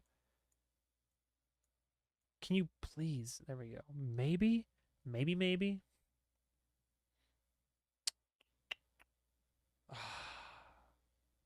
So tricky, man. Man, this is the first time I've ever done a tier list for something. This stuff is like you got you. I'm a chronic overthinker. This stuff has me stressing. I think it's a C episode that gets brought to B by Bore on the Floor. Episode where Jerry became my favorite. Everyone always says Logan spared Jerry from Bore on the Floor, but it was the opposite. Jerry would never walk to the other side of that room, and Logan knows that, not because she wouldn't grovel, but because she can't afford to. She's a woman. Her career would be over. Logan also bullies Tom in the episode by saying something along the lines of, when are you giving me a grandson? Are you shooting blanks? Which is crazy knowing about Kendall's problems with that. I think Bore on the Floor would definitely happen. Yeah, for sure. But he still made her get up, and then you see her reach out to Roman and starting to plot her little rise to the top. Yeah. Let's leave it at that for now. I'm gonna hate it, but I might have to like settle more. I don't know if I'll have to break out a D tier. Ooh, maybe we do break out a D tier. What if I said like D tier, and then I were to say, oh, that opens up the floor so much more. What if we still? All right. What if we say the Summer Palace, Walter, and then we put like, oh my God, I was gonna say Hunting and Lifeboats at sea. I don't know if Hunting needs to go that far down. No, that's the thing. Summer Palace, Walter, Prenuptial. What if we kept Hunting in low B and Prenuptial? Will we put Prenuptial above Hunting? Maybe not. What if I put it? Okay, man, it might be hot takes. Prenuptial is top of the C, right above Lifeboats, and B. See, I think you guys are right. We finally have to break out a D tier, and then B. Summer Palace is still like up there with Walter and Hunting trailing shortly behind. Billions are on the line, plus the blackmail Logan just revealed to all of them. Bore on the Floor confirmed. Succession is so interesting because it's one of the very few modern examples of a show actually being subtle and examining gender role. Yes. You see, you don't have to have someone be like you don't have to have like The Boys makes fun of it. Like the TV show The Boys makes fun of like what Marvel does. Like as much as I loved Marvel having the scene in Endgame where it's all the women characters together, and of course you're cheering for it. You realize it was a manufactured moment, right? Like, I think like I was talking about this in my review for what did I just review recently? For Maxine, because I wanted to love Maxine and I was disappointed. I love women in horror. Give me a very well written, badass, strong, powerful, like a female hero, heroine, final girl or whatever. But I like to see them be able to do it through like good writing and their actions and decisions and just naturally. But yeah, I don't like it when it's shoehorn, when the message when the message you're trying to get across, or in this case like gender roles, and especially like in like America, corporate landscape, and society, like by all means these are very important things for us to be relevant of and to talk about. But you can be very obvious about it, but I agree with the comment where it's like, no, this show is a very good job of show not tell, and it's the subtleties in its writing or how people treat each other, react, and sometimes it's like very obvious, sure, but like other times not so much. Hunting, no, I'm sorry, I might change. Maybe add A plus. I think yeah, I think that's the thing is I think these being the these being the gradient that it is, you think B, C, and D are negative, but like, you know what? Yeah, what if we change it to? All right, hang on. Uh, number. Hang on. Number one. Number one boy. Uh, S. S tier. Still S tier. Uh, A plus.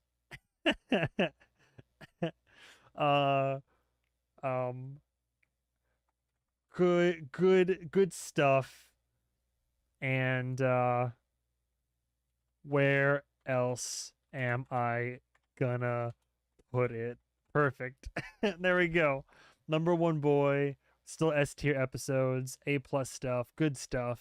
And then yeah, there you go. Perfect. There we go. C oh, C is Conhead tier. Con good stuff. It's tempting. Conhead tier. Rename D to still good. Yeah. The woman scene in Endgame is just the woman scene in Infinity War done worse. Yeah. It's like in the boy the boys just make fun of it. They're like, wow, girls do get it done. So baffling why the same writers decided to add the same shot but worse. They wrote both movies at the same time. That's for real. These two was organic in Infinity War. Yeah. All right, moving on. If anybody was stuck around for all this, by the way, thank you. Like crazy, but thank you. Like we're already, bro. I'm already almost 2 hours in, and we're not even done with the episode tier. Well, this is the hardest part, I think. I think going over each episode, recap, and then ranking them is the hardest part. It'll all be downhill from here. Now we have, I think we already know, but now we have Safe Room. I'm not gonna lie, this is a hot take. When I first watched Safe Room, I really enjoyed it, but I didn't love it as much as everybody. Like everybody hyped the hell out of Safe Room, and they're like, "Oh my god, one of the best episodes of the series." And I really enjoyed it, but I didn't love it. But I think as time has gone on, I've probably grown up to appreciate it more, and especially the water, the actual Safe Room scene and the writing. Um, Logan and Kendall meet with Rhea Jarrell, CEO of PGM, who relays the Pierce family's disinterest in selling their company. Tom investigates ATN anchor Mark Ravenhead, an alleged Nazi sympathizer, but their meeting is cut short by the sound of a gunshot, which ended up being an employee taking themselves out, which I think we found later was the employee that Tom was using as a human footstool. Boy, oh boy. The building's occupant. So the way everything ties in this episode is brilliant, by the way. I think it's part of it is I didn't realize how much tied together until people told me in the comments and like later on. The building's occupants are ushered into a panic room where Kendall and Logan sway Rhea with a $24 billion offer for PGM, which she agrees to pass on to the Pierces. Ah, I remember that, yeah. The source of the gunshot is found to have been an ATN employee who committed suicide in his office. Greg reveals to, and the fact that, by the way, that you can get a gun like through security into like ATN says a lot about the, yeah, just Greg reveals to Tom that he kept copies of the cruise's documents and blackmails him into giving him a promotion, and he gets congratulated for doing so. That's the other part. I think that's why Greg goes so far. Is every time that he plays the game that everybody else is playing, when he does it, he is congratulated, he is encouraged, and he is rewarded. So why wouldn't he become the thing that like Ewing warned him of becoming? Connor and Willa attend real name Mo Lester McClintock's funeral, where we find out that Connor was interested in politics at a very young age. I found that comment is everywhere online, by the way. Pencil is present and impresses Connor on his association with Lester, a known sexual predator, but Willa helps rewrite Connor's eulogy to avoid him being entrapped by Pencil. Yeah, Willa did come in clutch, didn't she? Roman, following Jerry's advice on how to earn his father's respect, enrolls in Waystar's management training team, which would have been good for him, I think. He later finds himself sexually aroused when Jerry scolds him over the phone. Kendall tearfully confides to Shiv his belief that his loyalty to Logan is all he is worth. Isn't it in the safe room where, yeah, that's the one where Kendall's like, it ain't gonna be me? I got very close to crying, like big time in that one. Um, I fell asleep at 10 p.m. after a long day of being an extra and eating garbage. Woke up at 2 a.m. It's almost 5 now. Still can't sleep. Thanks for the stream. Oh, being an extra? That's sick, man. I'd love to be uh, involved in that. It's 5 a.m. right now. Where are you right now, man? I'm over in the U.S. of. It's always curious to see how many people are like. Drop in the comments where you're from, by the way, without doxing yourself, of course. But like, I'm in Tennessee in the United States, and I mean, like, take it for what you will. I wish it was New York or Chicago or something like that. But I'm in the U.S. But some of my viewership is not, and it's really cool to see that. Germany. Oh, sprechen Sie Deutsch? That's all I know. This episode has everything. It really does. It's got a little everything for everyone. Really makes you feel like Spider-Man. You're gonna re-upload this, right? Oh yeah, for sure. I'm gonna be. I don't know how this all work. I hope I don't lose all this, but I believe that I can just like have this as a accessible video, and I can re-upload it as well on my channel. Every character had their moment. There was good balance in this episode for sure. Did I know that Conroy was interested in politics at a very young age? I did not. That's an interesting factoid right there. Love the safe room, the tension from Kendall. I love the whole like the the real safe room and the fake safe room. What are a small attack child? Like a small person could fit in that hole. Yeah, a small person, an attack child. The blackmail exchange between Tom and Greg is just the best. I'll never tell. Yeah. Spain? Oh man, we got Spain, Germany, Dallas, Texas, Western New York. I'm in the Succession state. The Netherlands? Oh, dude, Portugal. Oh, dude, this is rad. Hell yeah, man. The big adventure of being German is that you catch all the Nazi references in Succession. Oh no. Oh, 9. There you go. San Antonio. Boy, oh boy. It's crazy that I feel like more people are watching this out of my country at like crazy times. It's like, oh, it's 4 a.m. and I saw this come up, rather than people in the country being. Well, I mean, there's some people in the country, obviously, but oh, Canada. Ah, shit, we got the Trailer Park Boys here. Hell yeah. Just crazy. Someone's like, yeah, it's 5 a.m. It's 4 a.m. here, but I'm watching. Like, you know what? Good morning. Or in the case of Seria, Guten Tag.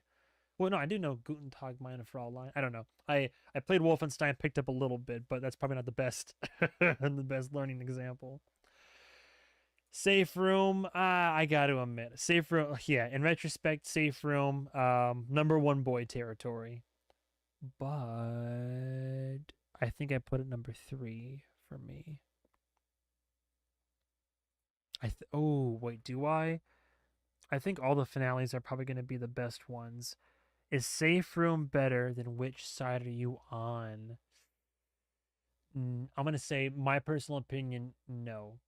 It's very good. Oh, but I love the last shot, too, because he was feeling suicidal, and then the whole looking out over the city, and then Logan thinks the best way he can help with that is to install the oh my god, literally like the glass cage. The symbolism in the shot there was beautiful and just all came full circle.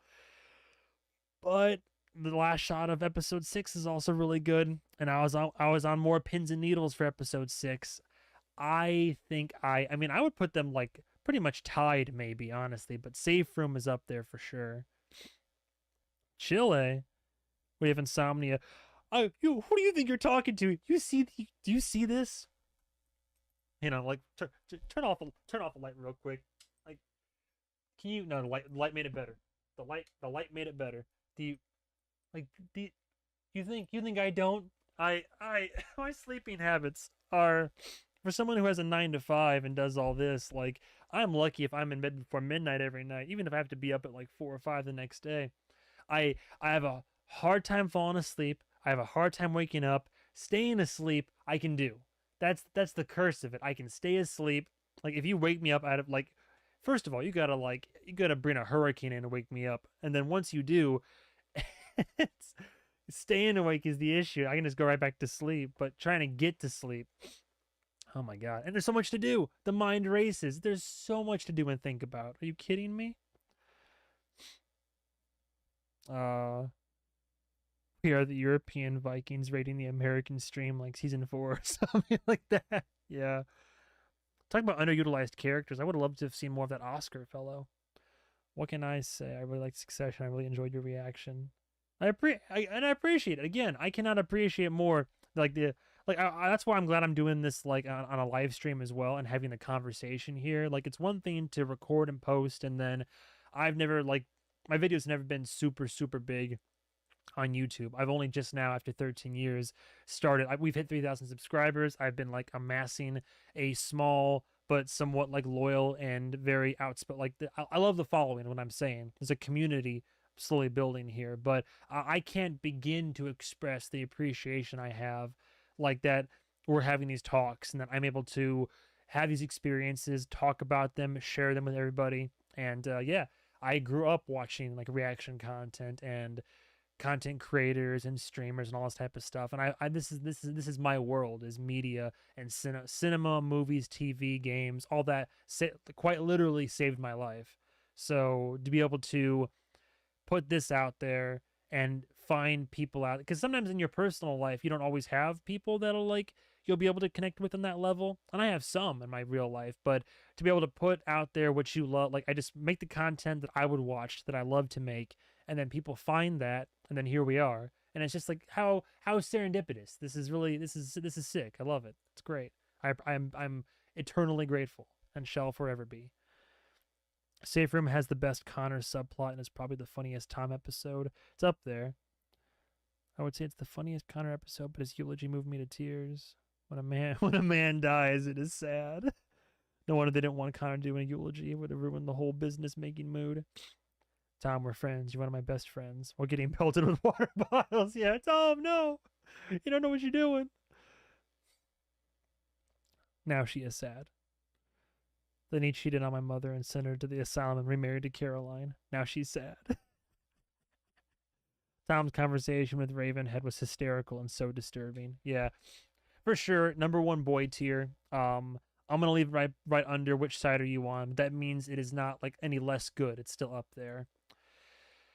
Turnhaven. The Roys. Ooh, oh, another really good dinner table scene. The Roys spend a weekend with the Pierces at their family estate. Conversations between the families become increasingly tense and culminate when matriarch Nan Pierce asks Logan during dinner who will replace him as CEO. I literally one of the moments in the show that like I caught my breath, like when Shiv's like, "Oh, come on, Dad, just tell him it's gonna be me." I was just like, I forgot to breathe for a minute. I was just so like, oh. Kendall indulges in drugs and sex with Nan's cousin Naomi, a fellow recovering addict. She admits she despises the Roys and Waystar for running tabloids on her during her troubled past, and that she came to ensure that the acquisition fails. However, Kendall convinces her that the money from the deal could free her from the entanglements of a family business. The following morning, Nan, on Naomi's advice, agrees to sell PGM to the Roys on the condition that Shiv be named Logan's successor on the day of the merger. Logan refuses and calls off the deal. However, he receives a call soon after saying the Pierces have changed their mind. That's right, and he's like, "You're fucking right, they did." Like, can't turn down the money. Can't turn down the money. Again, and I love the examples of how like there's hypocrites on both the left and right sides of the aisle, because everything from the dinner bit where it's like who really makes the dinner in the kitchen, and then as they bring it out, they hand it over to Nan, who's like, "Oh, we made this lovely feast for you." Or at one point, she's like, knowing she can't take her up on the offer, she's like, "Oh, won't you please have a drink with us?" It's like, "Oh no, I can't." "Oh well, you never do anything nice for yourself. What a shame. What a pity." All performative, but like you get what I'm saying. And then even right there, she's like, "Oh well, we'll accept the bid, but make Shiv the CEO." And when he's like, "Absolutely not," she's like, "Well, we do still $24 billion. I think we could really still use the money." And he's just like, "You're damn right." Click. Like, yeah, it's great. Calls out the hypocrisy of Nan Pierce. And we see it again when she pops up for her cameo at the last season. Let's see. Turnhaven. I think Turnhaven is introducing that dynamic, having the characters. Also, how like ungrateful Logan and unknowing Logan, since Kendall's in Papa's pocket for all of season two. Like, I think the deal wouldn't have gone through if it wasn't for Kendall, because even they even confirm it, like they even reiterate it right there. Like Kendall had that conversation with Naomi, and Naomi heavily influenced Nan's like final decision on the whole matter. Turnhaven, I think, is ooh. I think potentially might overshadow 1-2 at S tier. I think it's up there. I think it's in the same ballpark as all of these, and but better than shit show for sure.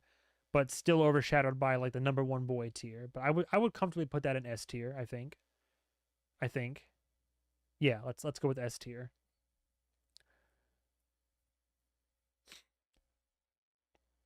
Tom's go. I always think how pissed I'd be to be Carl or Frank or Jerry, who just work their butts off and have to give way to three, sometimes four entitled erratic kids to make important business calls. Oh, 100%. Carl and Jerry go absolutely feral once Logan's out of the picture. Yeah. Yeah, we'll leave that at S tier.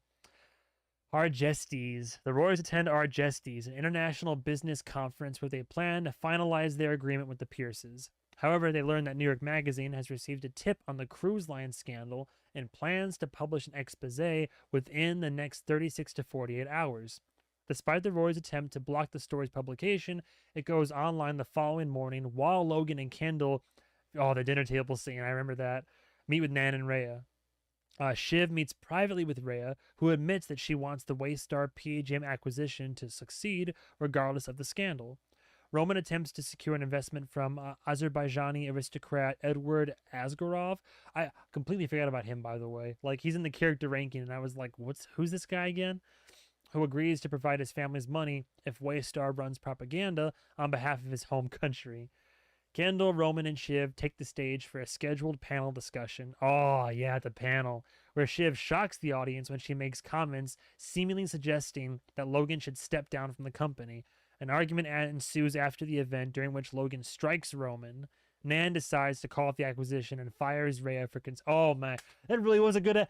I forgot how good that episode was. Oh my god, dude, when we see Logan like I don't know if you call that Logan getting truly fucked, but Logan is just like, he's just like, we're not done here, and like running after a car. Like, I don't think we ever see Logan as desperate or like just like full dinosaur mode as we do in that moment. Perhaps Argestes. Oh man, I forget about. I think it's why I'm glad that I'm rereading the articles. As I reread, it instantly triggers the memories of each of these episodes and how I felt about them, and helps me recontextualize the episode for the sake of the tier list. Hell though.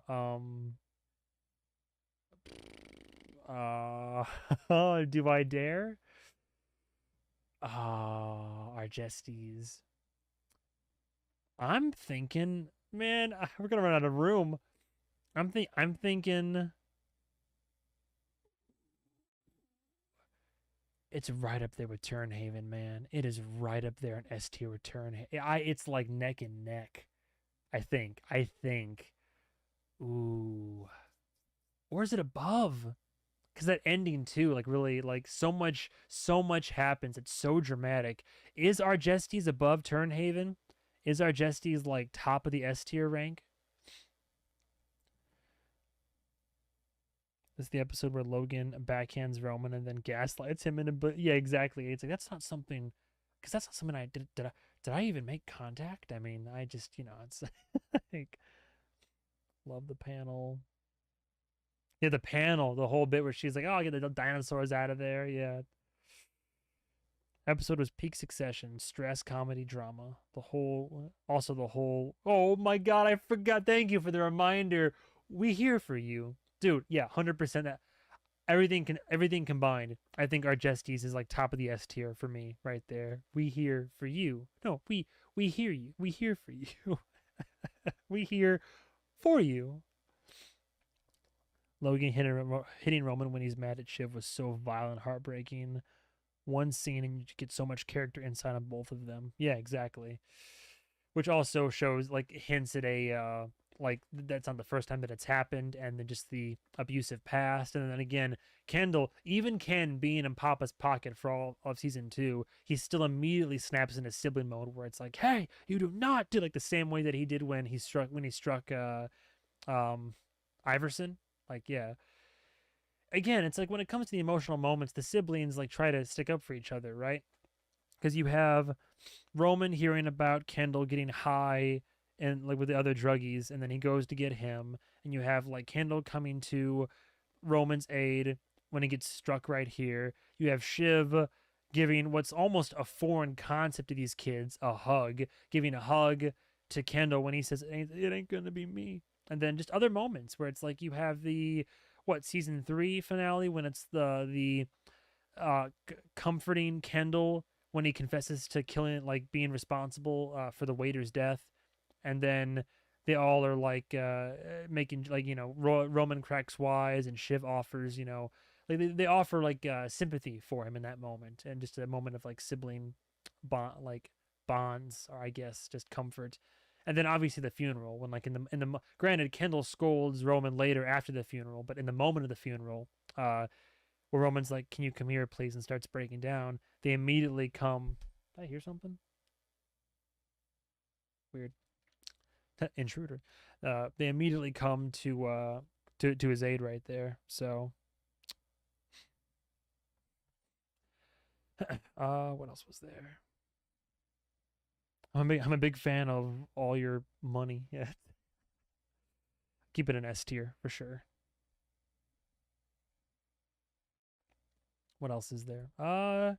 Return. Oh, that was another like emotional one. Sandy and Stewie launch a public smear campaign against Waystar in the wake of the cruises scandal. Logan, Kendall, and Roman travel to London to secure shareholder support from Caroline. Logan invites Rhea along to aid in strategy, and the two spend the night together. Yeah, exactly. Yeah. Still imply like I wonder if they like it's never it's like Logan and his like flights of fancy. They're never really fully confirmed, but it's always very heavily suggested. Shiv arrives in London and meets with Rhea, who proposes that Shiv becomes CEO of PGM. Dude, another offer. Like first like secretary, what was it, Secretary of State earlier, now it's CEO of PGM. Shiv is not opposed to the idea, but remains suspicious of Rhea's motives. Shiv and Roman meet Caroline, who agrees to vote her shares with the family for a payout of 20 million, and her children visiting her every Christmas. Mostly about the money. Sandy and Stewie run tabloids suggesting that Dottie's death was a suicide triggered by Logan's bullying. Logan has Kendall come along to visit Dottie's family to sort out the situation. Kendall is thoroughly shaken and revisits and that was punishment, by the way, and revisits the house that night to secretly deliver cash to the family. He attempts to confide his guilt to Carolyn, but she's like, let's talk about it in the morning, leaves, but she neglects to make herself available. Tom faces an internal investigation into the cruises incident. He forces Greg to burn the latter copies of the documents, though Greg covertly recovers some of them. Logan accuses Shiv of disloyalty for considering PGM proposition. Shiv begins to suspect that Rhea may be plotting to take over the company. That's right, because at the end, she's like, we may have a problem here. I think Return is... I'd be tempted to call it like a low A, maybe. It's either a low A or it's like good stuff, I think. I think it would be good stuff, but there's moments such as the returning to the house and Kendall's headspace and getting more insight into like mom and the emotional like unavailability, the offer made to Shiv, and just the whole like corporate like back and forth and everything. Back to sleep now. Oh yeah, but guys, please sleep if you can. But yeah, thanks for stopping in, everybody. If you want to get some shut eye. Hope you have a successionful night. Heard that this guy they're gonna reference season 4 with the weird election thing in November. Oh, is that right? Oh no. That's fun. Damn, we live in hell. I'm gonna leave too. Everybody have a good day, night, whatever. Yeah, everybody take care. Good but setup episode. Yeah, I can see it as a setup episode mostly. Carolyn's such a bad mom. At least she knows it too, but still, running away from a heart to heart with your son is wild. Yeah, I'd agree. Crazy. Yeah, I would keep that at I keep that at low A plus. You know what? Like, yeah, let's do low A plus. I feel like other episodes are gonna eventually. Two has a lot of bangers. I feel like by the time that we get to three, we might have some more stuff for just good stuff. We have Dundee. Rhea organizes a celebration for Logan's 50th anniversary at Waystar in his hometown of Dundee, Scotland. Shiv, now intensely suspicious of Rhea, schemes with her siblings to sabotage Rhea's chances of being named Logan's successor, which they do very well.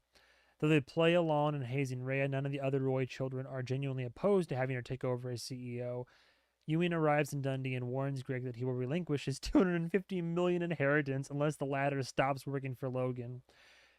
Which in the long run, I think. Do you guys think like what do you guys think about that decision? Because technically, with Greg being kept in Tom's pocket, you know, morally he might not be the best person in the world, but I think technically like Greg's taken care of for foreseeable future, maybe. But then again, yeah, $250 million is yeah, it's a lot. So Jerry and other company advisors inform Shiv that a whistleblower plans to go public with details of the cruise's incident and is refusing to take a payout. Realizing that Rhea will bear the burden of the scandal as CEO, Shiv gives Logan her approval to name Rhea as his successor, which he does during a speech prior to his plaque unveiling ceremony, which is wild, by the way. Marcia, feeling betrayed, leaves the event.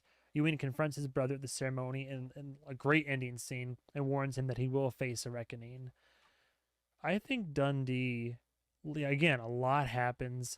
I love the setting of the whole like anniversary and this it's like Ozymandias, right? Like I am Ozymandias, King of Kings. Look at my works in despair. All that lies before. All that is here. Like all that remains before. I always forget how the ending goes, but like look at my works basically. And it's like yeah, you have this whole. I mean, what Ewing phrases it by the end. He's just like, yo, this Rose wasn't your fault, but this empire of shit, this is all on you. But then again, Ewing and Logan scenes are always like a masterclass of two actors in a scene together. Oh, and of course L to the OG. How could I forget L to the OG? He is the OG. One last thing. Carolyn does not fuck with Ken at all. In general, it's crazy. Yeah, for real. Greg absolutely chose wrong. That is fair, like $250 million. To be fair, James Cromwell is pretty sturdy. 84 and still going strong. My boy Squiggle cooked this one up for me. Dude, I almost want to add Squiggle into the character like the character tier list low key, but I think Dundee is I think it's really really good. Oh man.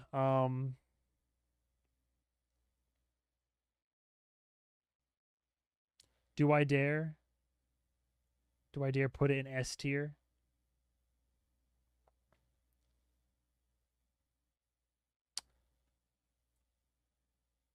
I think it's better than hmm. I think that's an appropriate spot. I think. But like our Jestes and Turnhaven are so strong, but is Dundee better than mm, it's all part of the same arc, really. These are all kind of on the same level, right? But just like if I gun to my head, our Jestes, Turnhaven, L to the OG, I think.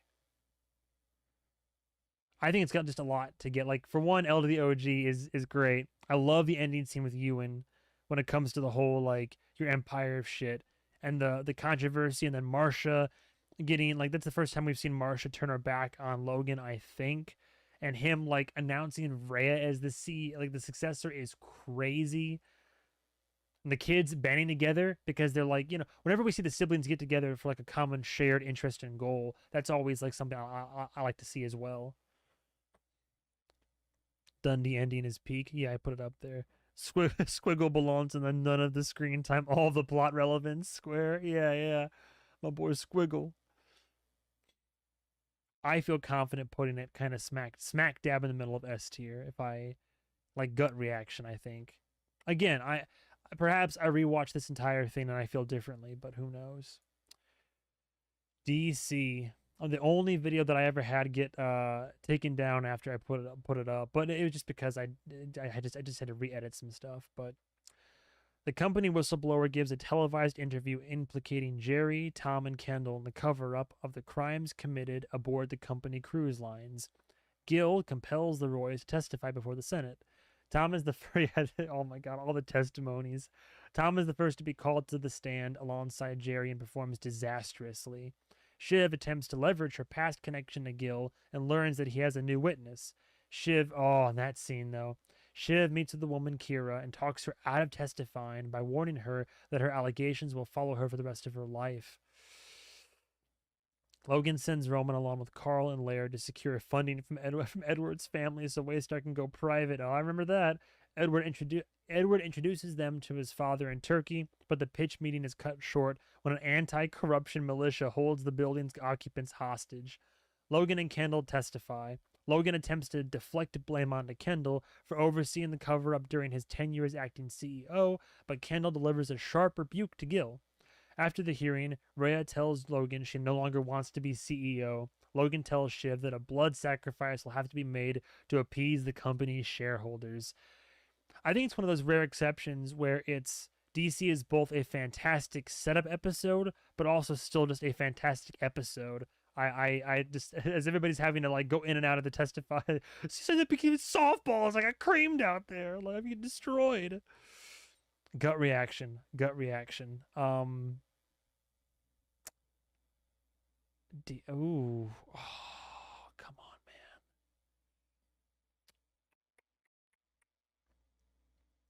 Part of me wants to put where did it even go? There we go. Part of me wants to put like DC right here. Like again, I'm favoring S tier so much, but like, do I put DC in S tier? Everybody's saying S tier, easy S tier. Yeah, yeah. DC is the one with Tomlet. Yeah. No, yeah. When yeah, when Gill's got Tom on the stand and he references the email with the subject heading. Yeah, it's on the stand. All cheering. Jer. I'd give Tom B plus for bad plus terrible. Yeah. Love how they watch it on TV like it's The Bachelor. S tier, you know it to be true. Yeah, S tier. Hard to deny S tier. I'll grant you that. I guess it just came down to like where I would put it on S tier. I think as we get more and more in S tier, is Pro an A plus? Do we move? We'll see how it goes. I forget how amazing so much of season 2 is, like how S tier it all is. Um. Anyway, but we already know this one. By the way, I'm just gonna do this ahead of time. I'm about to. Well, you know what? We'll read through it. This is not for tears, which if I recall when we just reviewed it on my playlist, this is the most watched reaction video I did for Succession, like period. Logan is advised by Waystar shareholders to take the blame for the cruise's incident. The Roys spend a holiday on their yacht in the Mediterranean where they debate over who should be the company's public scapegoat. Roman, Carl, and Laird return from Turkey, apparently having closed the financing deal with Edward's family. Though Roman admits to Logan that it is likely illegitimate. I remember that. Yeah, Roman's like, honestly, Dad, it seems like BS to me. Logan and Kendall, and that's when like Laird like goes away too. I think that's when Laird exits the picture altogether, because he wanted that, like he wanted the that bonus from the sale, right? Because he would get a percentage. Logan and Kendall unsuccessfully attempt to convince Stewie to back Waystar's privatization. Tom admits to Shiv that he is unhappy with their relationship. Shaken, Shiv pleads with Logan not to have Tom take the fall for the scandal. Logan ultimately chooses Kendall. During a private conversation, Kendall asks Logan if he ever saw him fit to run the company, but Logan tells his son that he doesn't see him as a killer. You're not a killer, son. The next morning, Kendall and Greg are flown back to New York for a press conference, where the former is set to accept responsibility for the company's handling of the crimes. However, Kendall suddenly deviates from his prepared remarks and instead blames Logan, announcing that his father was well aware of the misconduct and personally oversaw the ensuing legal settlements. Greg is present at the conference with the probative documents. Logan, who was watching with a telecast of Kendall's statement, smiles enigmatically. I think it is safe to say, obviously, like, here's the thing though. I would go as far as to say that at this point in the series, I think we can say This Is Not for Tears is the best one. Period. I think as good as the season one finale is, that one is just we have the foundation was built. Well, the foundation is kind of there in the season one finale, but season two finale rolls around, like there's no denying it. Like it's all the pieces are in play, and then you just like knowing, having more context, having more character development to work with. Like it was a trip. Let's see. I may be biased because since Tom is my favorite character and his performance was incredible. Oh, I agree. The performance is always great from Tom. You have to put in an S. Tomlet, if it has to be said. So if it has to be said, so it be. So it is. Sorry, what was that? I'm sorry. I only wish to answer in the affirmative. Greg has that meltdown in the conference room. Oh yeah, where it's like, I'm gonna go to jail because of this fucking guy, man. Like I remember that too. I already forgot. I put it in S tier, right? DC. Yeah, I did. Good. Actually, that line from Greg is in the opening scene of 210. Not to be that guy. Oh, I see. I see. Greg's foot fungus steals the whole episode. Benign fungus. Yeah.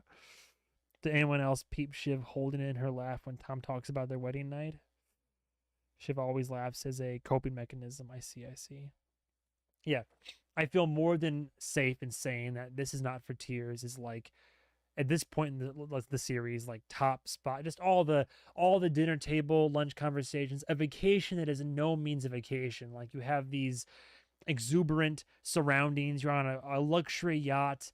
Roman, having been scarred, tries to connect emotionally with his siblings, and they just laugh it all off. But you see again like a more emotional side from Roman, who then again does not BS his dad and tells him like, no, what we try to go do, it's not going to work. Then just Logan being fully willing to have his son go to jail for the literally suffer for the crimes of the father. Gaslighting on the balcony. I never really did nothing. Just a shy boy who couldn't even take his pants off in front of the, like, no way. And that final twist, that arc that I was so desperately hoping for in season one, and then through all of season two, hoping that Kendall would come back around. Yeah, there's so much.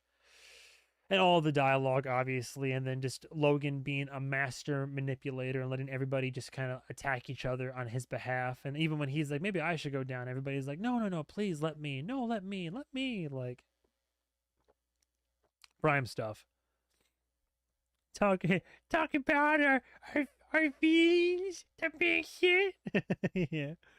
How am I the mature one here? Yeah, exactly.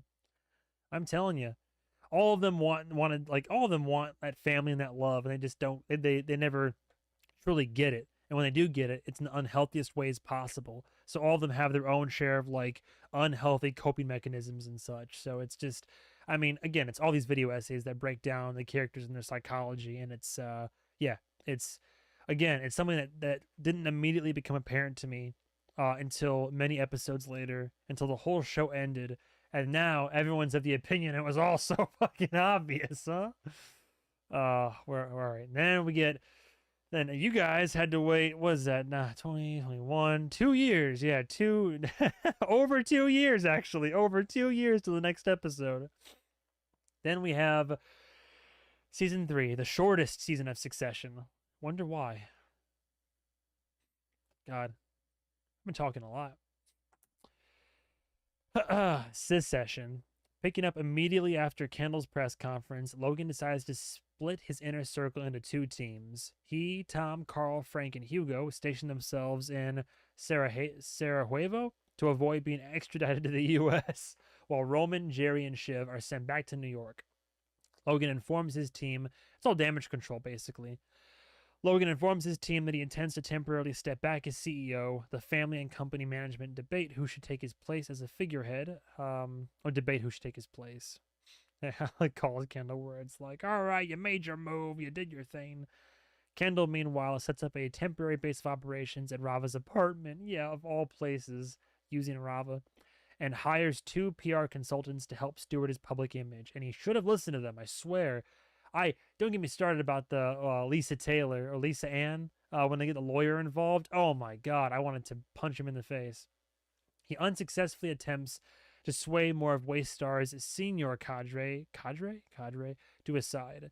Shiv attempts to acquire representation for Waystar from Lisa Arthur, a high-profile New York attorney and personal friend, but realizes Kendall has already hired her. In light of Shiv's perceived failure, Jerry is named interim CEO. Secession. Out of the gates with a bang. It's all like a damage control episode. I wouldn't call it S tier, but I think that Secession. Oh yeah, and the bathtub water metaphor at the beginning. Greg being along for the ride. like, I think in terms of a season opener, between that and the Summer Palace,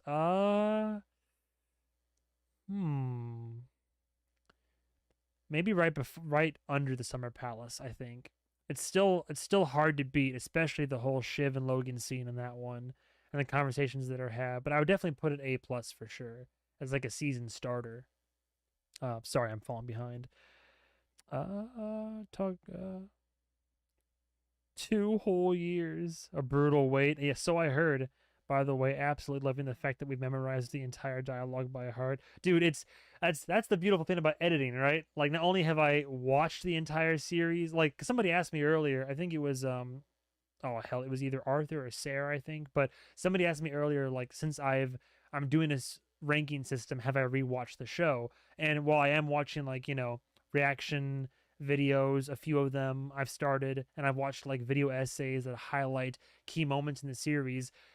Let's me not forget, I don't have a team. It's me. It's just me. So I'm like, I record, I react, I analyze, I edit, I upload. But in doing so, I mean, I'm watching the episode, and then I'm editing it. Sometimes in the early days requiring multiple pass-throughs. So between all that and then rewatching it on YouTube sometimes to make sure the upload went successfully and that I didn't make any boo-boos, I've heard reading these summarizations just triggers all the dialogue in my head, and I'm like, oh yeah, no, I do recall that episode. I do recall someone saying so and so. And then of course there's all the memes and our various generations just like taking the jokes and the writing, which it's easy to quote a show or a movie that has writing that is as good as this is. Like, when the writing is peak and just top tier, it becomes memorable, iconic, and hilarious, etc., etc. Chooses lose, baby. Yeah, and I was like, no, let's not do that. One of the shows that just burrows its dialogue into your psyche. It's one of those shows that just like I appreciate it so much, and I just like, it's up there. I just love, I love how much care and effort and artistry and skill and talent and intelligence went into writing and creating and directing and filming this show. And any show that, like, you can watch it on a surface level and it's already really good, but the more you dig, the more connections there are, the more like consistency with character arcs and motivations, callbacks, characters, references. It's like peak Game of Thrones back in the day, or other shows that I could probably reference that'd be better reference points. But that's what I'm saying is that, like, I appreciate anything that I can keep digging into, and I'm still discovering things. I'm still learning stuff. There's so much. It's just it's not just a dish, it's a layered dish, or there's just so many, it's like an ogre, it's like an onion. There's so many layers to this shit. Oh, I love you too. I appreciate that. Thank you. I don't even know from which episode this is, but Logan says to Carl, the only reason your hands are clean is because your local whorehouse also does manicures. That's I'm pretty sure that's Hunting, right? Because he threatens Carl in Hunting by being like, does your wife know, like, I know that you're cheating on your wife at the broth at the local whorehouse. Why don't we get on speakerphone right now and tell her? Like, I think it was Hunting. Yeah. Got here late, just saw people on the chat were saying their countries. Brazil. Yeah, awesome. Yeah, I'm pleasantly surprised. So it's so cool to see so many people that are here from like all walks of life. Succession really, it's not me. Succession brings us all together. I think we can all relate to our love for this show. It's great. But yeah, if anybody's just coming in, welcome on in. We're doing a tier ranking list. We started with the seasons, and currently I'm at with Daddy's Number One Boy, we're at 2, 4, 3, 1. But we're in the episodes right now. We've had to relabel some stuff, and it's getting pretty tricky. But Succession happening IRL. Oh, don't get me started on any of that. I did share a story on my Insta where it's Connor Roy, and it's like he wanted to drop out, but oh my god, don't get me started. Oh, what did I just do? We did Secession. Did I already move it on the list? I think yeah, I put it A plus right below the season 2 premiere. Okay, cool. Moving on. Mass and Time of War. This is a really really good like sibling Roy family episode. Shiv, Roman, and Connor covertly meet with Kendall, who refuses to compromise and attempts to persuade his siblings to join him. However, the discussion falls apart when Kendall declares that he will be CEO under their new arrangement. Seeing no personal benefit from siding with Kendall, the three siblings ultimately decide to remain aligned with Logan.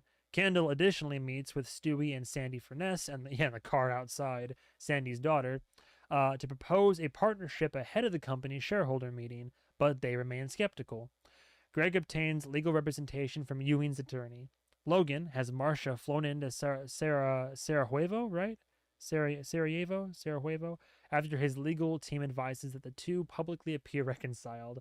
Marcia, disgruntled over Logan's infidelity. See, it says right here infidelity. So is it confirmed that Logan, like, I know it's heavily implied, but did Logan sleep with Rhea? Like, did Logan and Rhea actually, like, I know it's heavily implied. You never know. I don't know. I guess so, because if it's like a dark bedroom, right? I don't know. Logan demands several assurances from the company to ensure her cooperation. Of bribes, basically. Logan returns to New York and names Shiv president of domestic operations at Waystar, assuring her she is under Jerry's protection. Yeah, some stuff happens. There's some drama here and there. We cut away to anytime Ewing's involved is great. We cut away to Greg and Ewing with the attorney bid. Logan gets Marcia back into play, but the crux of the episode is mostly all revolving around Shiv, Roman, Connor, and Kendall in their conversations. Mass and Time of War. And again, you get more insight into the family. You get to see them kind of like just play off each other as well as they do.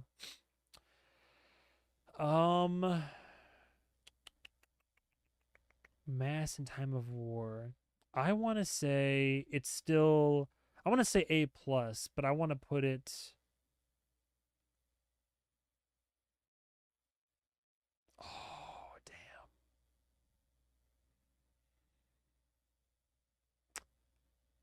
Oh, Walter and Hunting exist though. Do I put it maybe below Hunting? Below Hunting, better than Return, but Hunting and Walter. I think. Let's see. Kendall's. We're at the end of the long American century. We're a declining empire inside a declining empire speech. Oh yeah. They banged as a unsubscribe, Shiv. Relevant don't. These are relevant. Yeah. Oh right. The power play by Logan sending the donuts simply to let them know I see you. Just that he knows that they're there. And the sway, how that everybody was considering it, and then they were all swayed by the end of it. You know what? Mass and Time of War, I think you might have earned yourself a spot above Hunting. I forgot about the donuts. Ooh, but still maybe below Walter. We'll see. We'll see where we go. Correction, Logan insulting Carl, but there's actually 3-1. Oh, I see. Okay, so it comes up in 3-1, but then he brings it back up again during Hunting. Oh, no, the opposite way around. He brings it up first in Hunting, and then that particular bit comes from 3-1. And the Trojan horse, yeah. My personal S tier episode. Almost like a bottle episode. You know, I mean, it's up there. Man, the more I think about it, the more it's like slowly pushing its way up. Is it better than Walter to me? I'm gonna leave it where it is. Go with my gut, leave it where it is. But it is A plus. It's very, very, very good. The Disruption. Both Kendall and Logan take steps to boost their respective public profiles. Logan refuses to cooperate with the Department of Justice's impending investigation and attempts to pressure White House aide Michelle Ann Vanderhoeven into granting him favors from the president. Tom offers to take the fall by allowing himself to be incarcerated. Kendall sabotages Shiv's speech at a company town hall intended by ally employee grievances by having his assistants blast Nirvana's "Rape Me" from a speaker. That's what the song was too. I never knew that actually. That oof. And irate Shiv retaliates by publishing an open letter questioning Kendall's mental state, invoking his addiction issues and poor relationship with his children. Kendall prepares to make an appearance on a late-night comedy show that has been disparaging him, but backs out at the last minute after Shiv's letter goes online, deeply shaken by its contents. And by the end, the FBI raid... I did love the ending scene. The FBI raid Waystar Royco's offices, forcing Logan to cooperate. Where it's like, can you tell him to come back later? And she's like, these are the ones you can't tell to come back. Man, this is getting tough. The Disruption. Well, this is 3-3, right? Ooh. This would almost... You know what?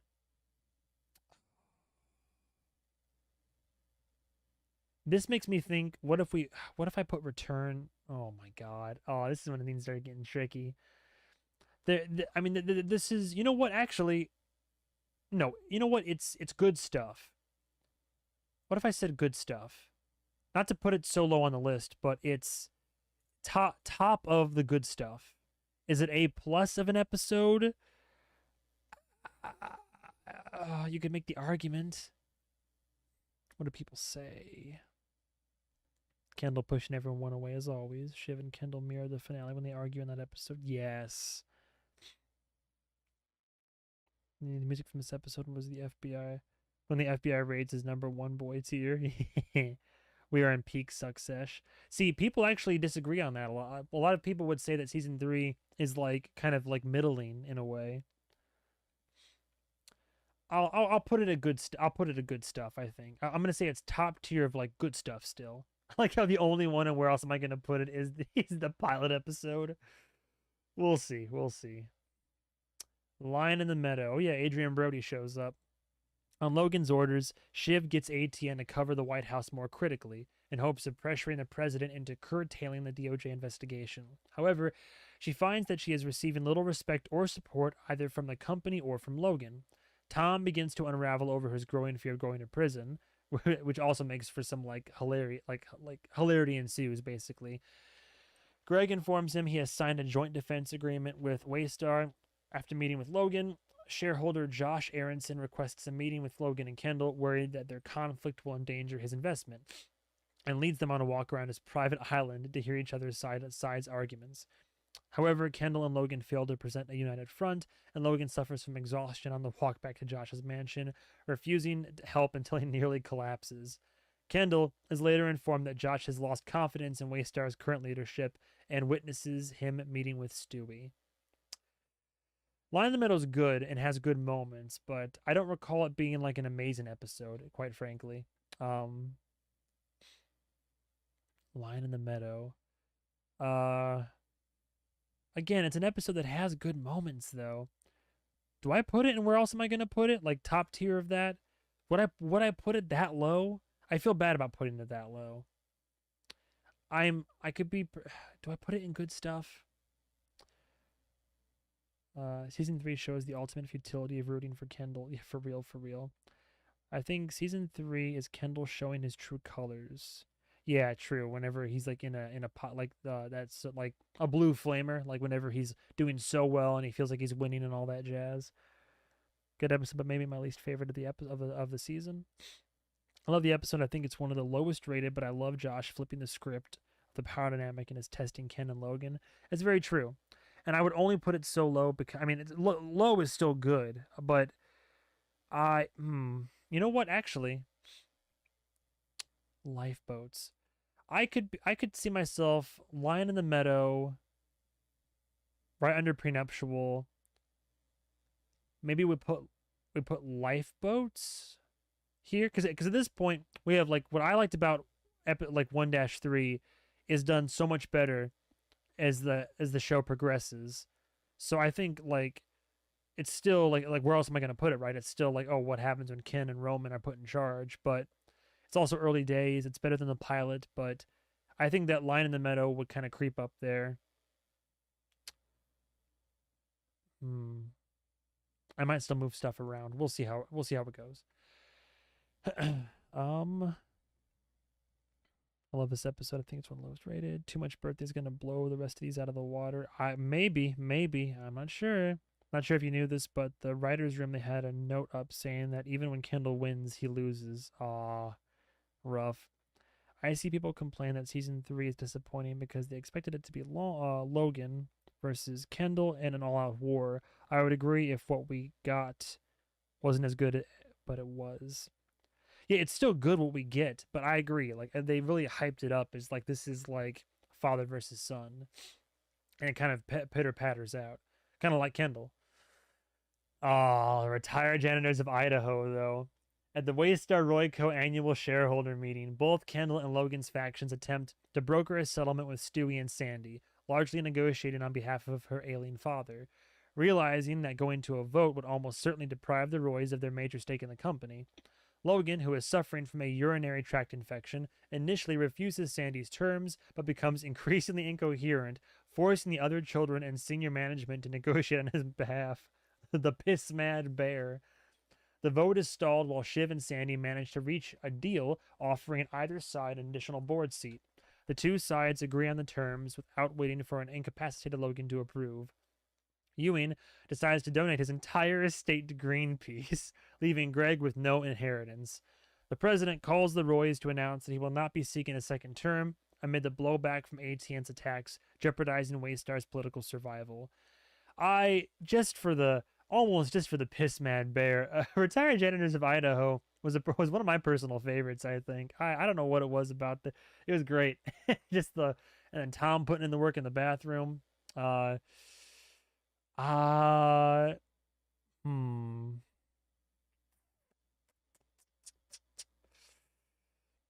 I think I would put it. Damn.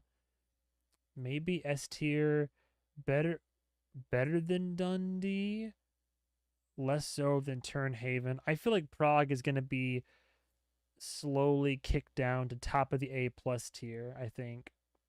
And again, this is all pretty much one giant S tier, right? But like, wait, no. Did I really? Do I like Sad Sack Wasp Trap more than Prague? Maybe not. I think Prague. I think I like Prague maybe more than Sad. No, no, because he brought the whole coming up on stage and Logan bit. Okay, Prague, top of S tier, A plus tier, followed by okay. And Retired Janitors of Idaho. Turnhaven and Argesti still have it beat. And I think it just barely scrapes a. Oh, but Dundee has so many moments, though. Oh, how could this happen to me? All right. What are people saying? By season 4, you realize the show is showing the cyclical nature of the mental prison Logan has trapped the kids in. Agreed. They are doomed to repeat the trauma forever until they get out of the company. The cat? I'm forgetting the cat. What about the cat again? Oh, the cat. Yeah, oh, it's right where he says there's a cat under the chair. He wants you to get it out of here. This episode is a perfect example. People complained we didn't get an actual shareholder meeting in the episode, but it was still so good at what they showed instead, so I'm not mad at that. It was just chaos and scrambling. It was so entertaining. Agreed. I'm the only one who gets to be hard. Oh yeah, Logan. That's right. When he's all crazy, and it's like, are they being horrible? I'm the only one who gets to be horrible. One of the few genuinely nice sentiments from Logan, and he had to be piss mad to say it. Hold the scepter ass moment. Colin running at full speed. What is that? Is an exactly that is an imaginary cat. Now could you please fuck off? yeah. That definitely solidified. There's so it's crazy how like a show can become a favorite just because of like either a moment. No, sorry, an episode can become a favorite based on either a moment or a series of just so many really good moments or lines. And like, yeah, and it's just all that you give us a great premise, like just the shareholder meeting is just the foundation, and then you put the of the house, then you build the house on top of that.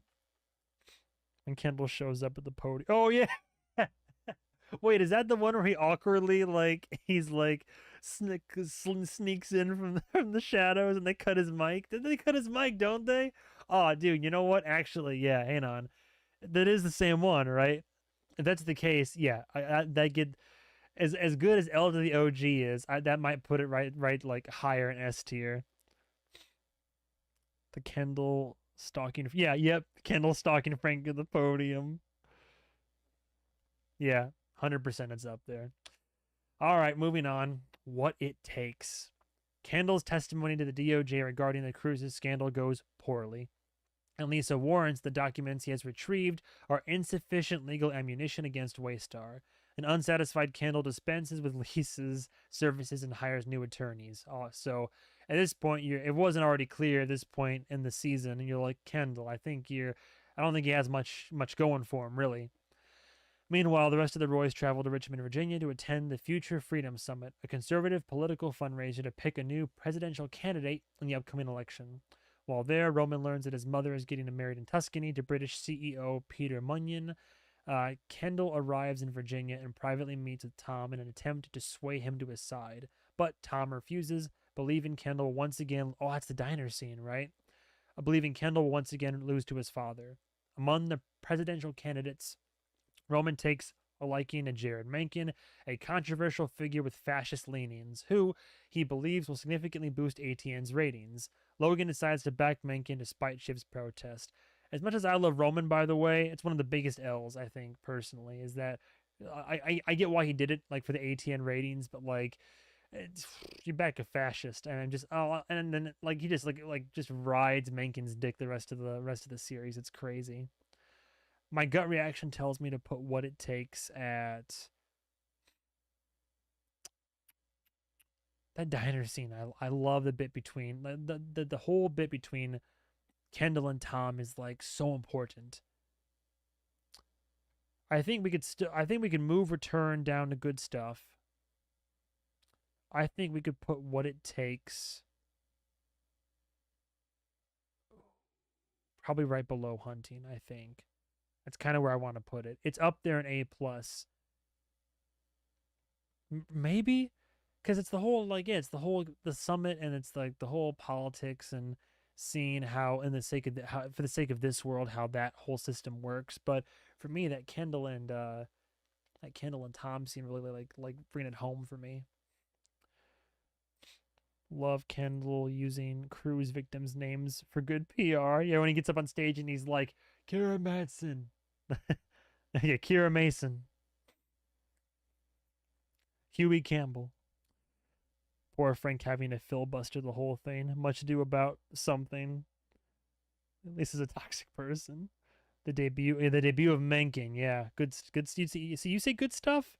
I mean, I wouldn't. I could see it in good stuff. I love the show dwells on how Roman is deflecting his insecurities by picking the big, strong crypto fascist. Might be one of my least favorites. Just wasn't as fun. Very setup heavy. I'm a climate denier. Such a crazy line show. Yeah. Not to mention, whenever Mencken's like having the debates, he's always like, I think actually, like it's Mencken just irritates me. You know what? I can be swayed. You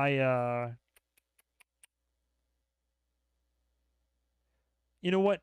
I can be swayed. But that ending scene, you know what? I was gonna put it between. I'll put it in good between 109 and 304. There's moments in that ending scene I love so much. Puts it just above Line in the Meadow for me, but probably not as good as Pre-nuptials, and I could probably return to A plus, I think. Yeah, and upon further like retrospection, I think. Let's see.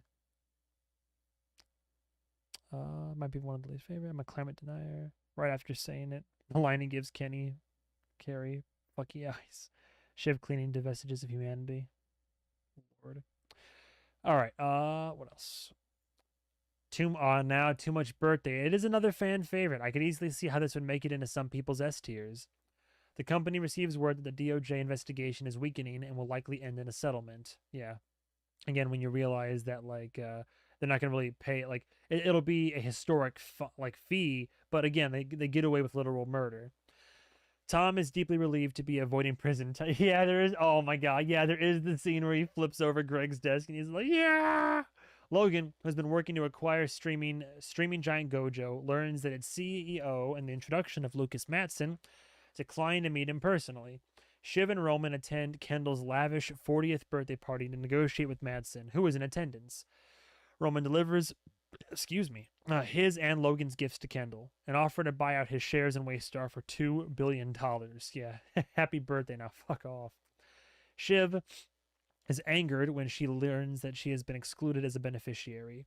Roman meets with Matson alone and proposes that Waystar buy Gojo without Matson ever having to report directly to Logan. Matson expresses guarded interest. Kendall, feeling hurt by the buyout offer and embarrassed with the hollow excess of the party, has an emotional breakdown while searching for his children's gift and has Naomi take him home. The more I think about it, there's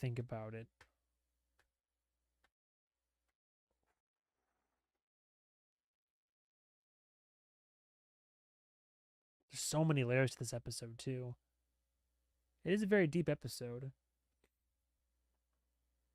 One could easily see, I could easily see it making its way to the bottom of the #1 boy list. It's really, really good. Is it better than Argesti's Turnhaven and Retired Janitors of Idaho? Like, in terms of what I personally like, sheesh.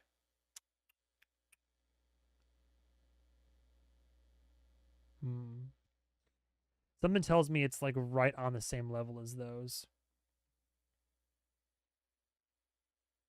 Part of me even wants to say that was Argesti's better than Turnhaven? But Turnhaven has the dinner table scene too, doesn't it? Part of me wonders if I would even go as far as to put both Argesti's and Turnhaven in #1 boy territory and have Too Much Birthday be top of the S tier list with the rest of these really, really like bangers.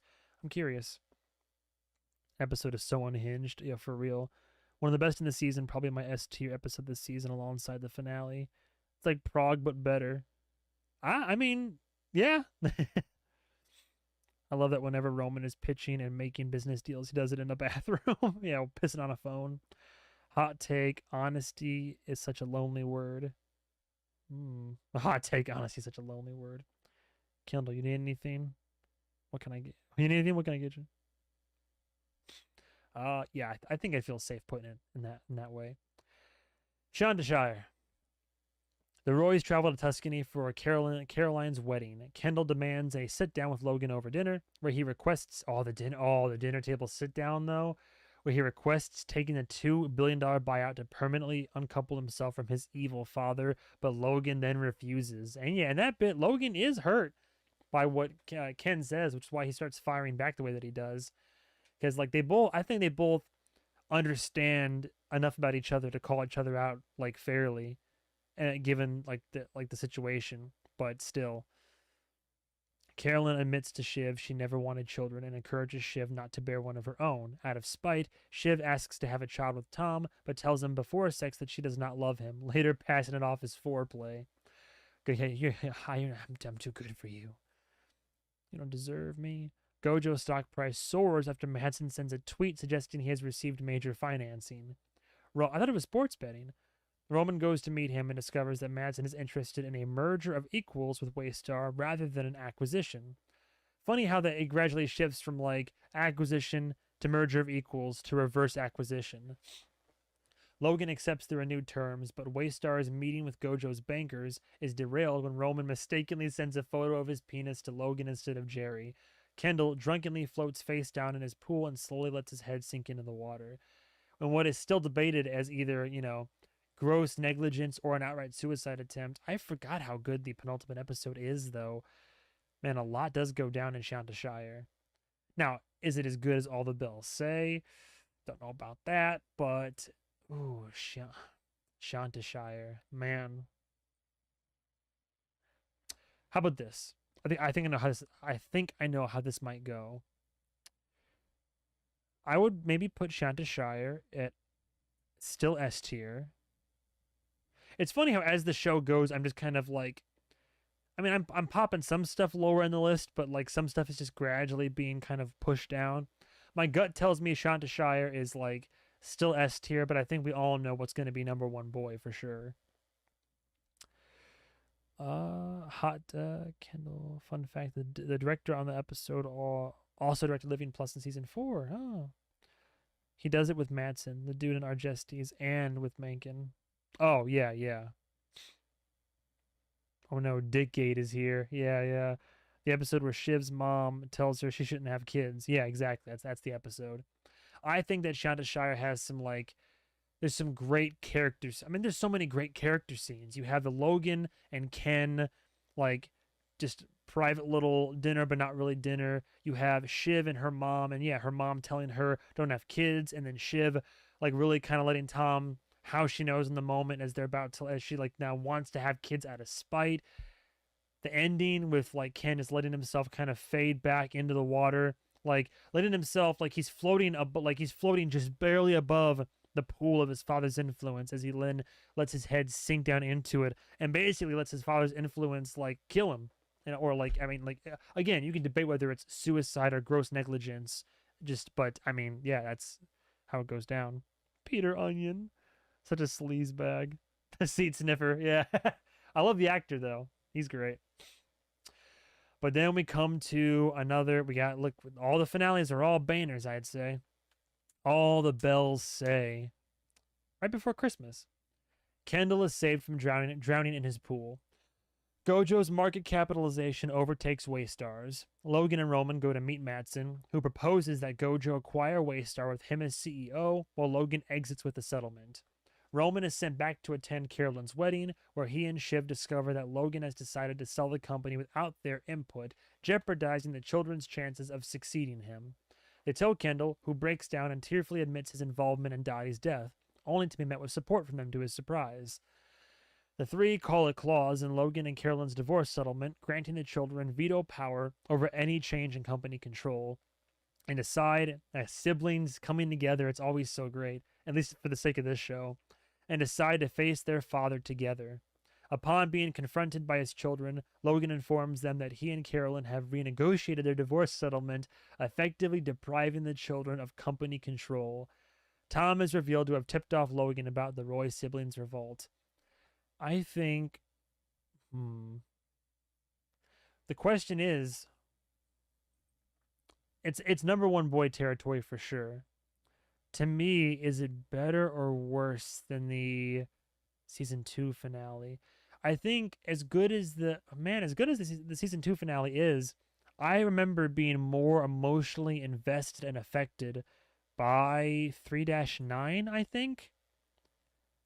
think honestly. Like it's a phenomenal piece of television. All the finales are great. Like really, when we're saying there's a ranking in number one boy territory, I'm saying these are all the best of the series has to offer, like period. But in terms of the finale, as good as 2-10 is, 3 like it's such a hard call. It's such a hard call. Mother of the Year. I'll be broken when you die. By the way, the titles from the season finale are all lines from John Berryman's poem Dream Song 29. Oh yeah. I remember hearing something like that at one point, but I forgot the exact nature of it. I want to say it would be there, I think. I think it would be there. I think the events of 3-9, I think it's more of a roller coaster, it's more impactful, and that just that like well, it's important that scene between Kendall and Logan at the end of 2-10 when it's like, you're not a killer, son, and the kiss of death he gives his father as he goes to like rat on him. 3-9, the siblings coming together, Ken like breaking down and like getting past the ego, and also like earlier in the episode when Connor finally has his say when he's just like, no, I get, what I want, what do I get from you chumps but chump change? Like, you know, all you guys are so important. Like when Kendall calls himself the eldest son and Connor's like, I'm the eldest son. Like I never say it, but I'm the eldest son. So you babies always want daddy's attention. But yeah, I think 3-9, 210 has a lot of important dialogue and moments, but 3-9 I think just has more of everything. All that 210 does well, 3-9 also does well, but has just even more of it, I think. By the way, finale has to be S tier for me. It has the words potent gloop in it. Oh lord. Oh yeah, because like trying to get the seed stronger. I think better than 2. The Kendall scene admitting to killing the kid, the betrayal scene, Logan screaming at the kids while still seated, him oh yeah, when he just infantile in his mocking where it's like, I'm just like, Jesus, I want to just like punch Papa Dragon in the throat. I have you beat. It's like, what do you have? I don't know, Dad. Love? Love? Love. It's like, you come to me with guns in your hands as they turn to sausages. Lord. But why? Because it works. Because it fucking works. Jesus. The poem is about a guy being riddled with guilt about killing someone, except he never did. My interpretation, when relating it to Succession, would be Logan's feeling about his sister Rose. Oh, that tracks. So we had that killer finale. And then we have the last season, season 4. We've got the Munsters. 6 months after the events in Tuscany. That's right, 6 months. I didn't realize that much time went by. I just thought it was like a few months. Half a year goes by, and 48 hours before the Gojo acquisition, Logan celebrates his birthday once again in New York, while Kendall, Shiv, and Roman are in LA to propose a new media startup to investors. The siblings learn Logan is attempting to purchase PGM again and decide to launch a rival bid. They meet with Nan and Naomi at the Pierce's California estate. Nan is indecisive about the competing offers from Waystar and the siblings, which in turn sparks a bidding war between the factions. The siblings ultimately sway Nan with a $10 billion offer, which Logan is forced to concede. Shiv returns to New York and finds Tom at the apartment they no longer share due to a trial separation. While Tom wants to discuss the breakdown of their marriage, Shiv tells him she wants to divorce him as painlessly as possible. I do love the episode. I love the dinner table scene, or the diner scene with Logan and Colin when Logan starts like Logan knows, and video essayists say as much, but Logan pretty much can kind of feel the end. He sees the writing on the walls, and for him to be waxing philosophical about like what is life, what are people but measurements, how do I measure myself as the giant that I am and compared to other people, like the markets, what comes afterwards. I still stand by it. I'm very surprised to see how closely I align with Logan's views about what comes after, when he's like, I don't know what happens afterwards, but I have my suspicions. I got my suspicions about what's next. And the whole birthday being just like lonely, missing the kids, trying to get like, and then trying to negotiate like a text from the kids for the birthday. The Munsters, I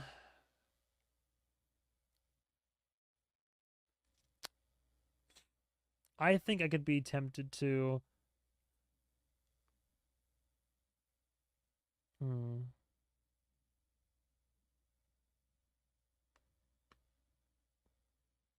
maybe we put it right above Dundee, but below Retired Janitors of Idaho, perhaps, like in my opinion. And then I would consider, as good as Sad Sack Wasp Trap is, I would be willing to consider, like, again, do the same thing I had to do with Prague. I put Prague and Sad Sack still in like top A+ tier for sure. Let's see. Also applies to Ken. That's wild. Oh no, because you need a supermajority. It's wild, actually. Mind blown. Also applies to Kendall, who half killed someone. Interesting, Vanessa. I'd say it goes for Kendall too. I don't think he deserves as much blame as he and his dad puts on him. It was an accident caused by Ken's addiction, but an accident nonetheless. Yeah, but like, I think I don't know if the kid would have gone where the kid went if Kendall didn't prompt him to. And Kendall not only is not an experienced driver, under the influence, and when you drive, like even if an accident happens, like you when you drive, you're responsible for those that are in the car with you, right? Like he didn't kill the kid, and he did try to go back in the water and save him, but I mean, in his state, there was no way he'd be able to pull off some like, and at night, no less, pull off some like SEAL Team 6 kind of shit. Like no way. But getting into that situation was, I mean, that was it was he was very much the catalyst, like one of the big, he set that final domino into play for Dottie dying, I think. Greg's finger. Debut of the Disgusting Brothers. Oh Lord. A plus at least. Yeah, for sure. The scene with Colin is really crazy. You're my pal. You're my best friend. The roast of the capacious handbag. Yeah, yeah. Who wants to smell Greg's finger? You go ahead, so roast me, roast me. Come on. And yeah, at first I thought it was about Kendall too, but then after watching the funeral, my mind went to Logan. But absolutely can be both. Nobody's ever missing. Could be no real person involved. Good catch as well. No real person involved is a frequently recurring motif. Just in principle throughout the entire show. Guess the scent went a buck. More lore about Greg's gay dad. Oh yeah, that too. Yeah. So much that we don't get to find out that we would love to, and we all the Succession fans are just like just like gobbling up whatever little tidbits are left as crumbs on the table. Oh yeah, what does she even have in there? Flat shoes for the subway. the hundred and sub the 100 in Substack meets Masterclass meets The Economist meets The New Yorker. Yeah, trying to pitch the 100. I love all the quotes are coming in. Hyperlocal, Sub-Saharan North, Sub-Saharan South. We wanted you guys to give iconic, but instead you guys are leaning ironic.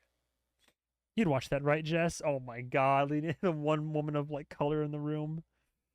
Oh Lord, yeah. Sorry, what did I just throw up here again? That was the Munsters. Oh yeah. So much. You know what? Yeah, I'm glad. I would definitely. What did I put it again? Yeah, I did put it pretty high, didn't I? All right, yeah, that makes sense. I put it above Dundee. Still below those other three, though. All right, that seems fair enough to me. Rehearsal. Logan, who gets to keep control of ATN per the terms of the Gojo sale, visits the newsroom to announce his plans to radically revamp its vision. It's like, just get on top of the, give me a podium, a stage, and reams of paper. That speech though, and the music, the like, oh my God, unnerving. Stewie and Sandy, like a dinosaur's like last cry before the asteroid hits, quite literally. Stewie and Sandy tell the siblings they want to veto the Gojo acquisition at Waystar's upcoming board meeting to negotiate a price increase. All but Shiv dismiss their proposal and go to spend time with Connor. But Madsen private. Oh, and it also has the karaoke room scene. That's right. But Madsen privately calls Kendall to say he will call off the acquisition if pushed on price. Kendall suddenly becomes interested in Stewie and Sandy's offer. Logan meets with his children at a karaoke bar, in by lighting no less, to convince them to allow the Gojo sale to go through, but Kendall and Shiv refuse to make peace with their father. Roman, growing weary of his siblings' desire to spite Logan, visits him at home, where Logan asks him help in negotiating with Madsen and offers him a position as head of ATN. Interesting. Rehearsal is still really good. And the entirety of the karaoke scene, the amount of times, by the way, I literally used that line with some. I had some coworkers recently who I found out like their political, like they revealed some political opinions, and then they didn't really have, in my opinion, much to like back them up in terms of logic and reasoning. It was just mostly like it was kind of regurgitated rhetoric that I'd heard online before. So when they divulged that information, like especially in text, it was very just like it's like this group chat, and it was just kind of like it was cringy to me. And I literally used the clip or the clip from the karaoke room where he's just like, "I love you, but you are not serious people," and I've been using that a lot lately. It is so fitting. He's like, "I love you, but you like just tell someone like you're not a serious person." Like, man, that cuts. Like, I love you to death, but you are not a serious person. Rehearsal.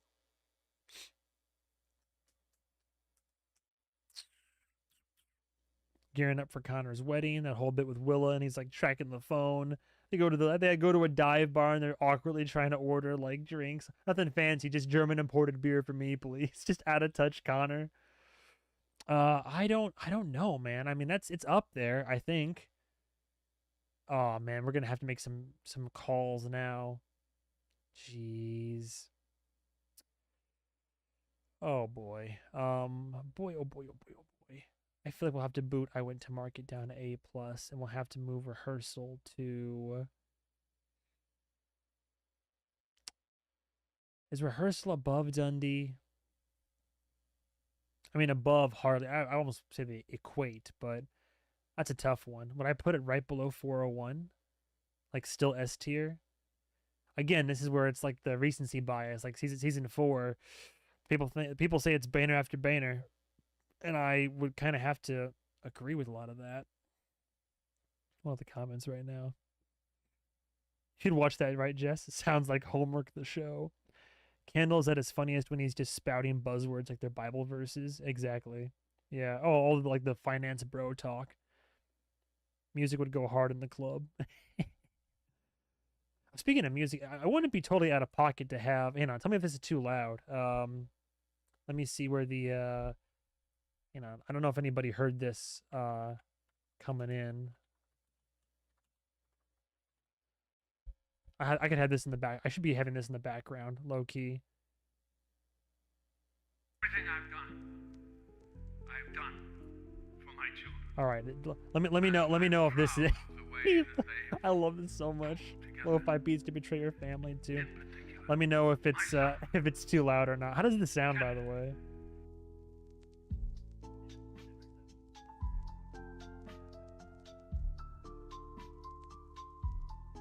That's fine. Put it on a loop. Oh yeah, that's a good point.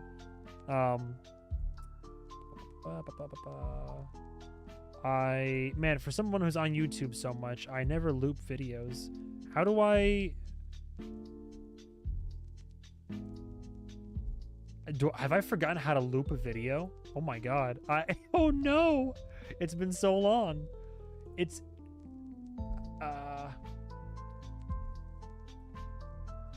How do you do it again? Ah, that's right. Thank you. Appreciate it. Uh-oh. Consummate professional over here. All right, now we got. I should have been. When I re-upload this into sections, I'll have this as the vibes, I think. But big appreciation. This is all Ned Sanders. Lo-fi succession beats to betray your family too. He made a part 2? Oh wait. Oh damn. I didn't know he made a part 2.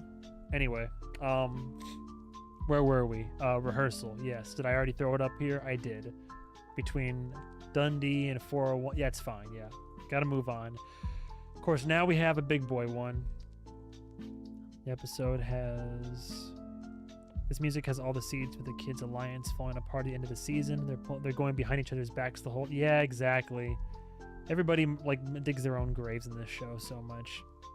You're not serious people is simply an iconic line. What makes me, like, what I have a begrudging, like, I admit this much to my chagrin, but in retrospect, like, after seeing all these video essays, watching these retrospectives, thinking about the show, in retrospect, as much as I don't like Logan as a person, as a character, he's like S tier, God tier character, and so many of his like assertions and what's what I'm looking for here, but by saying something like that, he's not entirely wrong. They are a bunch of goobers. Like, they all have their own skill sets, and they're all like very emotional people that want to be taken seriously, but like in a kind of in a big picture sort of way, like they are kind of very low-key unserious people. Like, basically what I'm saying is, oftentimes Logan might be right about something, and I'm just like, ah, damn, no, he got a point though. Like, it upsets me to say so, but I have to agree. Tom Wamsgans, it's like Israel Palestine, except harder and much more important. It's the last time the kids talked to Logan. Very true. Okay. But now we've got Connor's wedding. On the day of Connor and Willow's wedding in New York, Logan departs for Sweden with Tom and the rest of his senior cadre, except for Jerry and Hugo.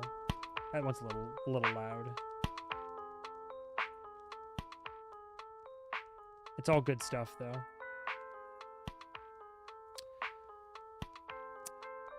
Logan departs for He decides to fire Jerry for her perceived mishandling of the fallout from the cruises scandal and tasks a reluctant Roman with delivering her news at the wedding. However, the siblings soon receive word from Tom that Logan collapsed on board the plane and is unresponsive. It gradually becomes clear that Logan will not survive. His plane is turned around and he is pronounced dead upon landing. The devastated siblings are forced to coordinate a response alongside the rest of Waystar's executives. Connor and Willa go through with their wedding in a small ceremony, while Kendall, Shiv, and Roman travel to Teterboro Airport to receive their father's body and issue a statement. Honestly, Connor's wedding, the direction, the writing, how they made the episode, it's the emotional, just the 4 seasons worth of build, well, 3 seasons worth of build up at this point. Whoops! Oh, I knew I was gonna do it. I fucking knew I was gonna do it too. I knew it was gonna happen. Oh my god, I knew it was gonna happen. Misinput. I knew it was gonna happen. Well, oh, did it save? Oh, it saved my choices? Oh my god, how did it save it? Oh my god, beautiful, beautiful moment. I am shocked it saved my decisions. Oh my god, this is... Woo! Wow. All right, cool. Connor's wedding.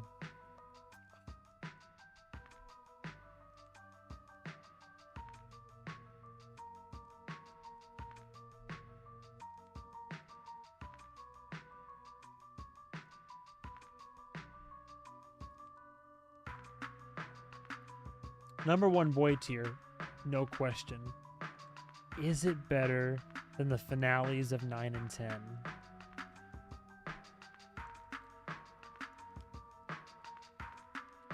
Maybe. I don't know. I was emotionally invested.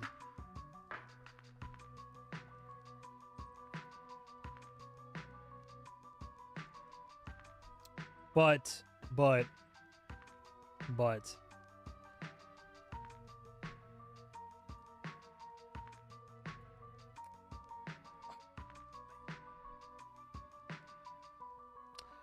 I think I would put 309 above 43 only because the journey I went on through the season 3 finale was turbulent. It had ups, it had downs. It literally took me on a journey, right? Where I was there was the whole thing. By the time you get to the final moments, it's literally oh man, he's the shock of the confession, the pleasant surprise of the siblings banding together, a united front, going to go, conquer Daddy Dearest together, and then all that to accumulate in the gradual defeat and the emotional betrayal. 3 is a masterclass in film, don't get me wrong. Connor's wedding is masterful in terms of direction, writing, from a technical aspect, how it was made, the performances. I mean, my god, it's hard to compete with that, but it's just this kind of descent into sadness and desperation and watching all the stages of grief play out. Basically, 4-3 is kind of 1-2 on steroids. It's the same thing, but done so much better, I think. One of the greatest rug pulls in TV history. I would agree. I had a feeling that Roman, I had a strong feeling that Logan was not going to survive the show. I was pretty sure, I think something's going to happen to him. But for it to happen 3 episodes in to the final season, and then for the season to not lose steam, only gain steam from there after losing the titan of the show, is so impressive. This episode made every reactor I watched cry. Oh, yeah. Funny enough, I think I cried the hardest when Roman cries at the funeral. But yeah, I would agree that I was right. I was more I felt the emotions, and then they what the kids were going through evoked memories for me in my past, and that made me cry for sure. Like it was a very emotionally turbulent time for me. So yeah, it hits on something very real about losing someone in the 21st century. Agreed. I love how they handled it. They didn't make it some big, some big dramatic thing. It was like, it was dramatic, yeah, but it wasn't like, oh, his last words, Kendall, you're my number one boy. I love you all. I'm sorry I was such a fucking prick. And then dies. Like, no, he just keels over on a plane. Maybe it could have been after hearing his son call him the C word, and then like, and then you get a call. That's how, when I found out my best friend died, it was a phone call.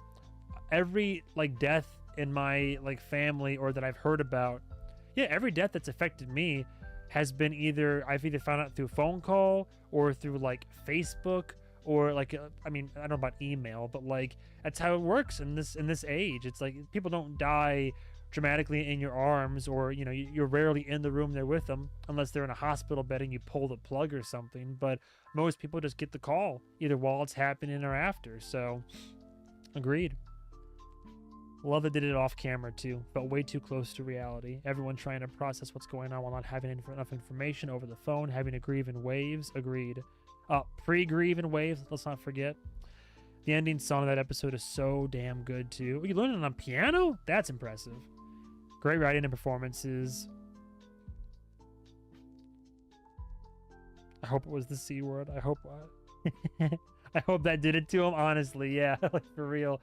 Which, by the way, is the only... I have a feeling this video won't be able to be heavily monetized because there's been so much of like, you know, shit and fuck and all that, which I'll accept. But as a YouTube creator, I watch enough YouTubers to know that if you say the C word on your video, like, I have no problem saying it in real life at all. But if you say it in a video or a stream or whatever, it's almost guaranteed to like demonetize. Like no shot.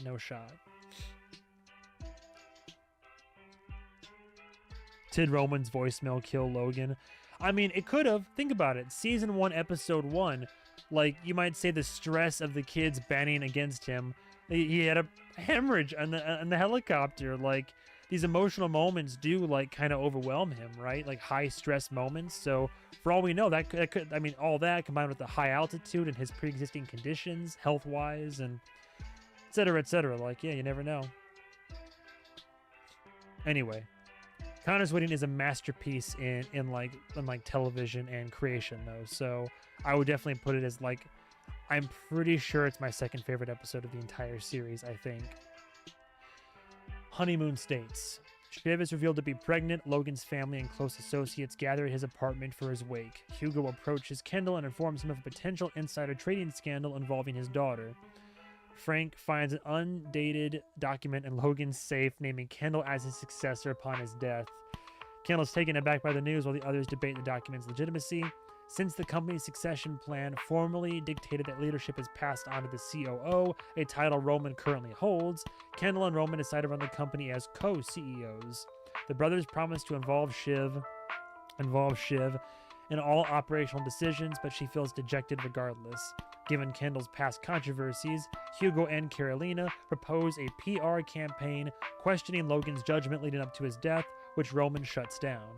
Kendall, however, privately leverages Hugo to go through with the strategy. You know what? It's really, really, really good. Is it S tier? Is Honeymoon States S tier? It is really good.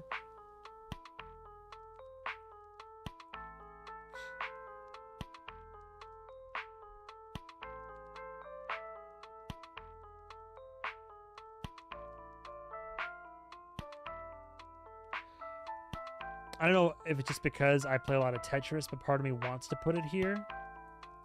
Part of me thinks 4-4 might still be S tier. Is it above Shit Show? Is it above Shit Show? Or is it maybe. A rich kid kills a boy. What's the C word? China? Yeah, it's China. It's Shantyshire, actually. What's crazy to me is that as insanely phenomenal the acting was in this episode, none of the actors submitted it for the Emmys. The season's just insane. Yeah, for real. If it was, that's very poetic as well. Jerry's Lady Macbeth getting her little screwdriver in. Yes, the farewell he deserved. Hot take, I hope the voicemail did kill him, honestly. I'd rather the thing that killed him be the consequence of him being horrible to his kid rather than his health randomly catching up to him. Yeah, I can agree with that. Love how the scene starts off as Roman Shiv versus Kendall and ends off as Roman Kendall versus Shiv. Yeah.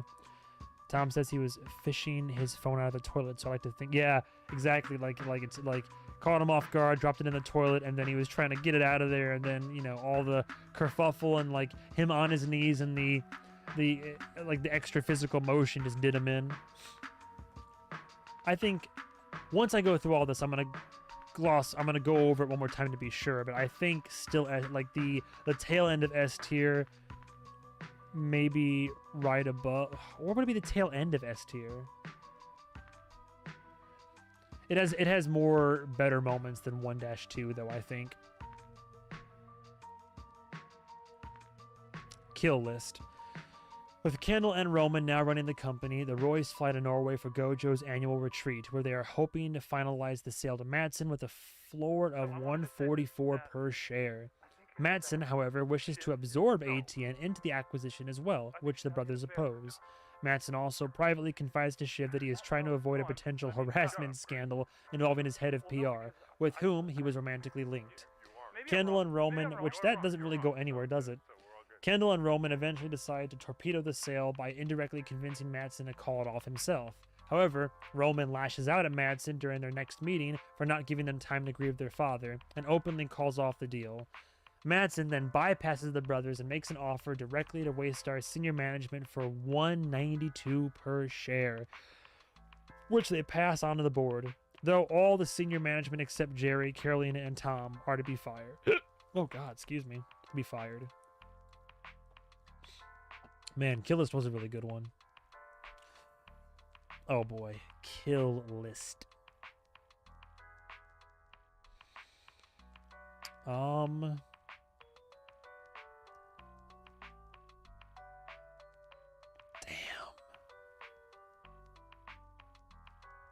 Man, how much of 4 ends up in S tier? Or do I just, like, is it A+ or is it S tier worthy? You know what? That actually makes me think about it some more. So, I think a lot of the time. I think, what if we put, I'm going to hate to do it, because I was really hoping more early season stuff would still be in S tier and, like, higher. Well, I guess, yeah, because you still have which side are you on. There is still number 1 boy territory. Without you would be less than the sad I get from being with you. What if we put Shit Show in A+, and... Everything I've done, I've done for my children. And it is really good. I love the whole, like, they're on the corporate retreat and they're trying to figure things out. And then there's more Mattson and Mattson's cast of funny characters. There's some funny moments. Isn't that also where there's that, like, scene where, like, he calls them a tribute band too at, like, middle of lunch? And the whole just saying the biggest number to win the thing. Roman having his, like, one of his first emotional outbursts after pre-grieving.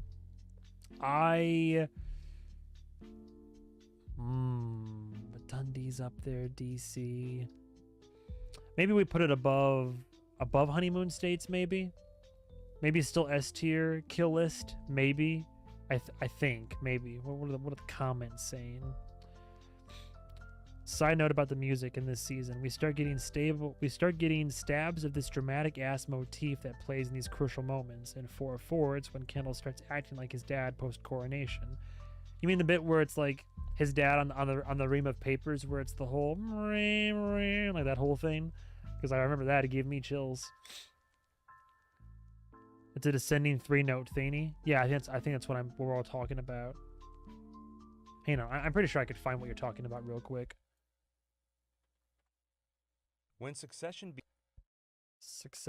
I can't play too much directly, but Succession, Logan Roy newsroom speech. It's great work and equal to now. This is not the end. I'm going to build something faster, lighter. Oh, right here. And I'm going to do Mina wilder. And I'm gonna do it! I think that's what we're talking about. The whole like that little stain right there. Yeah. Because I think that's the first time in the season it comes up, right? The same one in the funeral episode when he talks to Hugo as well. Yes, yes. Comedically, my favorite episode in the season. So many funny lines. Freaking Hugo. I heard you got the bronze medal in the Olympics. That was almost amazing. Oh, yeah, yeah. Good going, especially because on Kendall's last scene, they cut off the music. Like, he's not even worthy of it anymore. Oh, my God, you're right. Oh, my God. Damn. I don't know if anyone here plays Sound Map, but I'm collecting the Succession soundtracks on there for sure. Is France gonna make it? Don't count out the old baguette. The baguette is mightier than the bagel. Of all the beautiful settings of the series, this episode is the most visually stunning. Oh, especially when they're up there on like the literal cliff. Like, yeah, it's definitely up there. You're all pirates. I could see people getting sturdy into this. Yeah, that's the one. Yeah. No, I noticed the musical little chord progression too. Liked it. Chord progression. I'm not a movie man, not music man. Sorry. Yeah, I think that's all right. Let's keep moving. Living Plus. The Roys return to Los Angeles for Waystar's Investor Day, where they plan to launch Living Plus, a luxury assisted living community that Logan has proposed prior to his death. Mattson dislikes the idea and unsuccessfully tries to convince Shiv to call it off, telling her about his hostile negotiation with Kendall and Roman in Norway. Shiv confronts her brothers, who admit they dislike the Gojo deal. Roman impulsively fires the head of Waystar's film studio in light of their latest film's troubled production, and later fires Jerry as well when she reprimands him for it. Shiv and Tom begin to reconnect romantically. Kendall prepares an outlandish presentation for the Living Plus product launch, hoping to attract enough investment interest to render the Gojo acquisition untenable.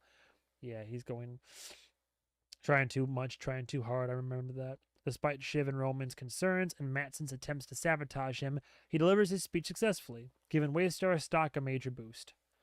There's good moments in the episode. I liked Living Plus. I don't know if I loved Living Plus. For some reason, the ending scene is also like anytime like Ken's in or around water, we always are like visually on the edge of our seats. But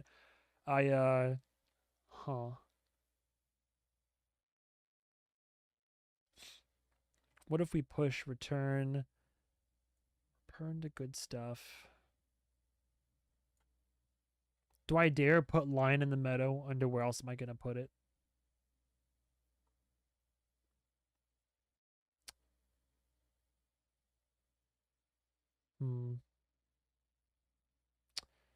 Living Plus. Good, but oh man, I mean, there's a lot of like good plot elements and good good, interesting, intriguing things happening, good scenes, a lot of like cringe and funny, fun stuff. Would it be the worst thing in the world to put Living Plus under good stuff? Like, is that too low down the list? Like, still good, like good stuff, but like, if I have to start comparing it to like Prague or Secession or Volter, like.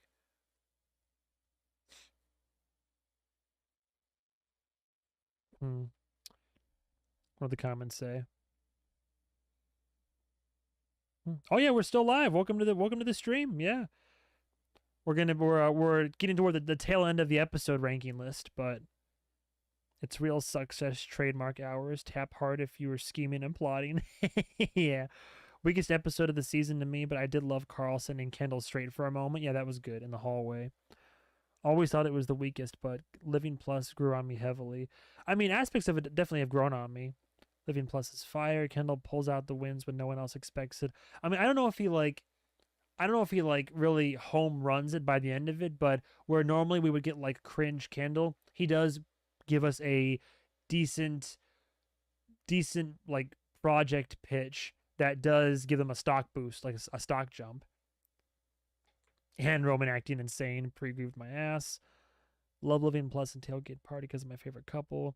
Kendall managing to maneuver the Mattson tweet and give a good representation of a lame product was pretty impressive. It's true. He did navigate that pretty well in the moment. I love when Kendall about Roman firing Jerry's just like, nah, bro, why not? Both so manic. If you're going to put it lower, like, yeah, you know what? I can be swayed. I'm going to refrain myself from going on a rant about Roman firing Jerry, but I screamed at the TV for quite a long time. And then Kendall, with this whole with this whole "you go girl, fire Jerry, fire God, fire me," yeah. And how did the guy asking about the tweet to Kendall expect him to know about it? Yeah, no, exactly. It's like, well, you know how it is. It's you know, if you're a reporter, you want to try to, you know, the Roys already don't have the best reputation. So if you're a reporter trying to catch somebody off guard, you'd be like, "Have you heard about this?" And then, you know, just twist the story a certain way. Clickbaity title. Yeah, you know what? I could be swayed. And it's not so much me just doing what the chat said, what chat's saying, but like it's pointing out more details about the episode. Again, why I'm doing this live, so that anything that I'm misremembering, I could have somebody else fill me in on. But hunting, you know what? Maybe we put hunting. But no, hunting is so much. How about I compromise? How about I put this at like the tail end of A+? Let's keep going. Tailgate party. The night before the presidential election, the Roys host their traditional party for political insiders at Shiv and Tom's apartment. Kendall and Roman hope to build an antitrust case against the Gojo acquisition, but Shiv, who wants to preserve the deal, invites Mattson to the party in hopes of thwarting her brothers.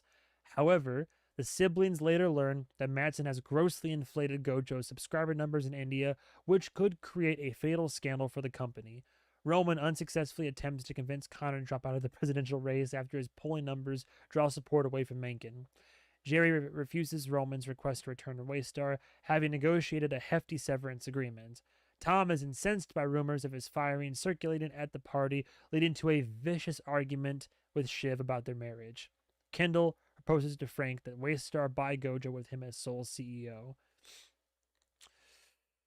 Yeah, I mean, for that argument alone out there, when finally Tom and Shiv just go at it, and the lead up to it, and of course still the antics at the party, and was it your numbers are kind of gay? Like, bro, what? Yeah, I just, you know, took a look at the numbers, and they just came out kind of gay.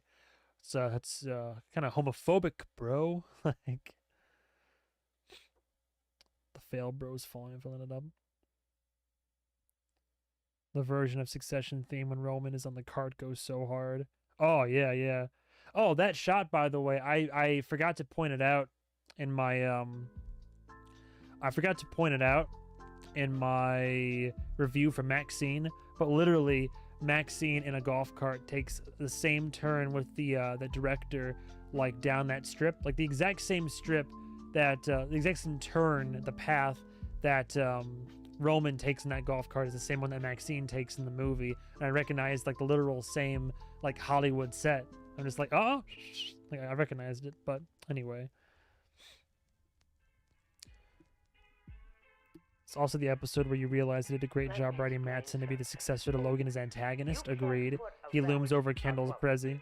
Would you like to hear my favorite passage from Shakespeare? To India's poor Ebba. Yeah, poor Ebba, for real. Dude, talk about characters that are like could be insanely interesting but are overshadowed. It's almost why I wish Succession had like one more season, or at least that like things moved like a little. Like I appreciate that things move quick and there's so much to get to, and it's all like every bite you take is a great bite, but I almost want to like savor these bites more. And I will admit that season 2 ultimately takes its time a bit more with its arc than season 4 ends up doing. I feel anyway. Greg hitting the dab pin on the couch, chilling with Madsen's crew. Yeah. My numbers are gay. Favorite line, I'm not Gil, you're not Logan. That's a good... Yeah, exactly. Dude, Nate being the voice of reason in that episode is wild. But yeah, he's like, no, this is not our world. I'm not that guy, you're not that guy, and that's okay. Like, you're not your dad. It's fine, you're not your dad. Yeah, confirms like Greg's lost all his morals. The Tom Shiv argument was so cathartic. They're both mostly right and laid out all my own feelings I had on. Yeah, I'm sure for people watching them for like 4 seasons now, or over 3 seasons, I should say, for it to culminate in this like just like on the rooftop argument where the whole series I can never fully side with one person or the other. I would like my opinions would shift so frequently, and for it to be at a point where they just say the quiet parts out loud and it's like, they're both kind of right, but ultimately maybe I do side with Tom, only because Shiv is not broken, but she definitely needs some. She's heavily scarred from her childhood and her upbringing, and so there are aspects of her past that are holding her back from like truly committing and for being loyal and honest and straightforward and truly accepting love from another human being. Like all those things. Like Tailgate Party is up there. I think I would put Tailgate Party maybe above Kill List, but still below like DC and Dundee. Do I dare? I think.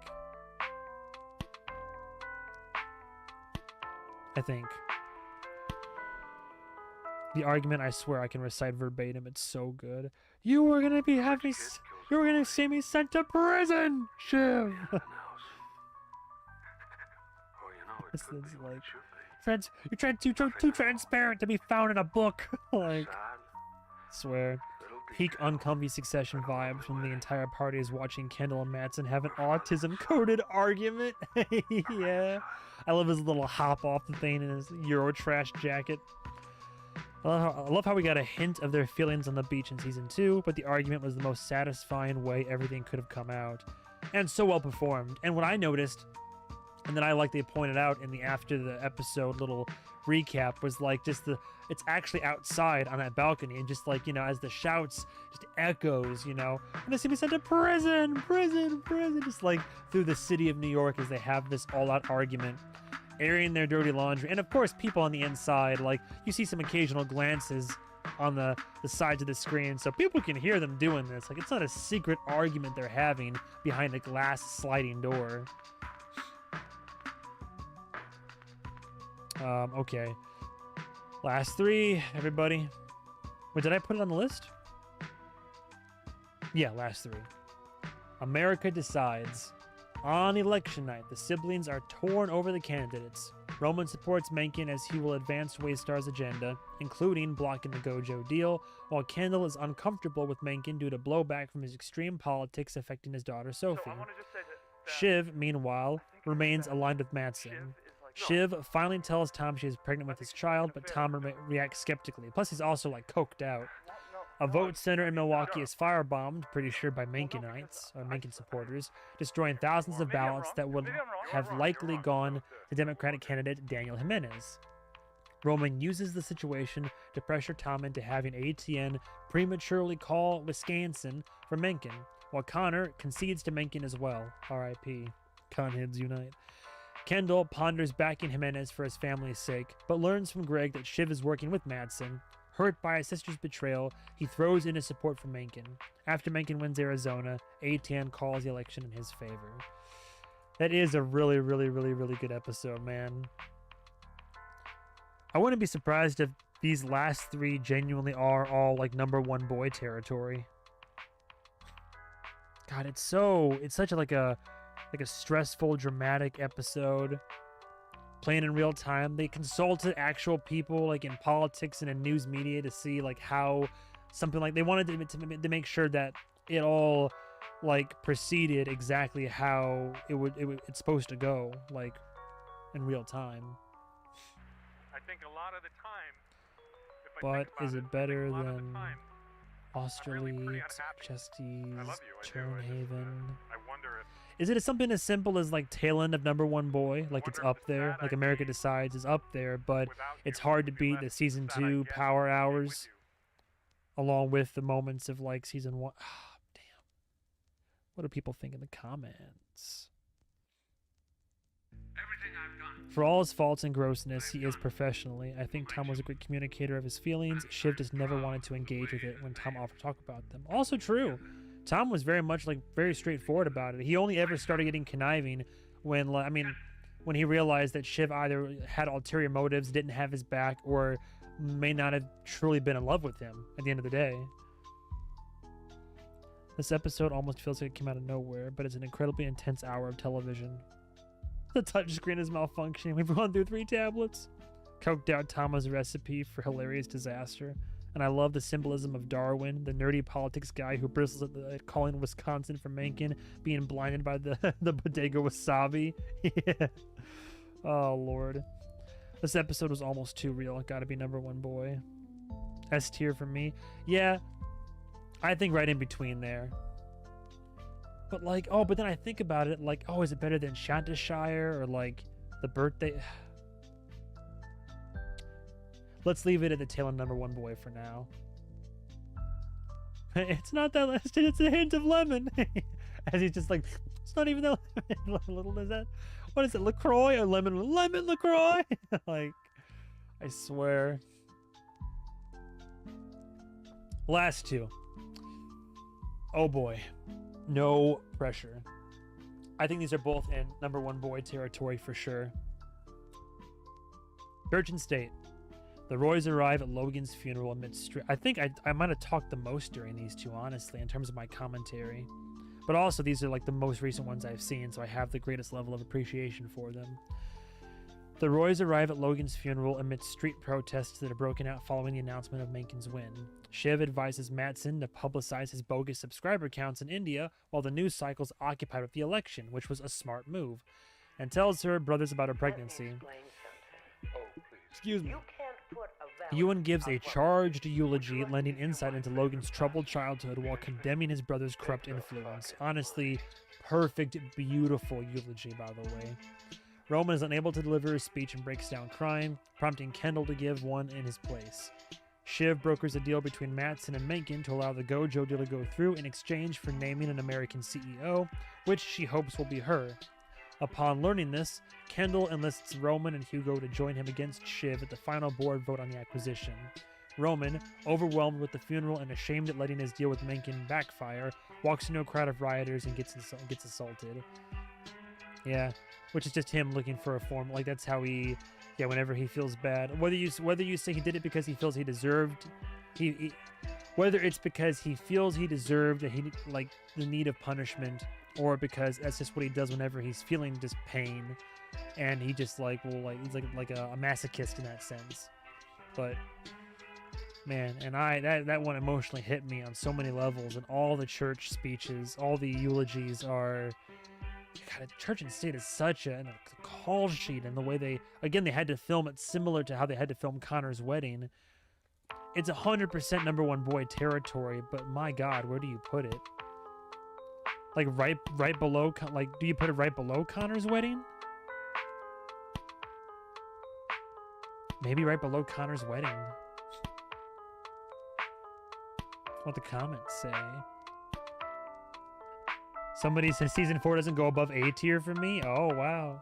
I mean, I get that.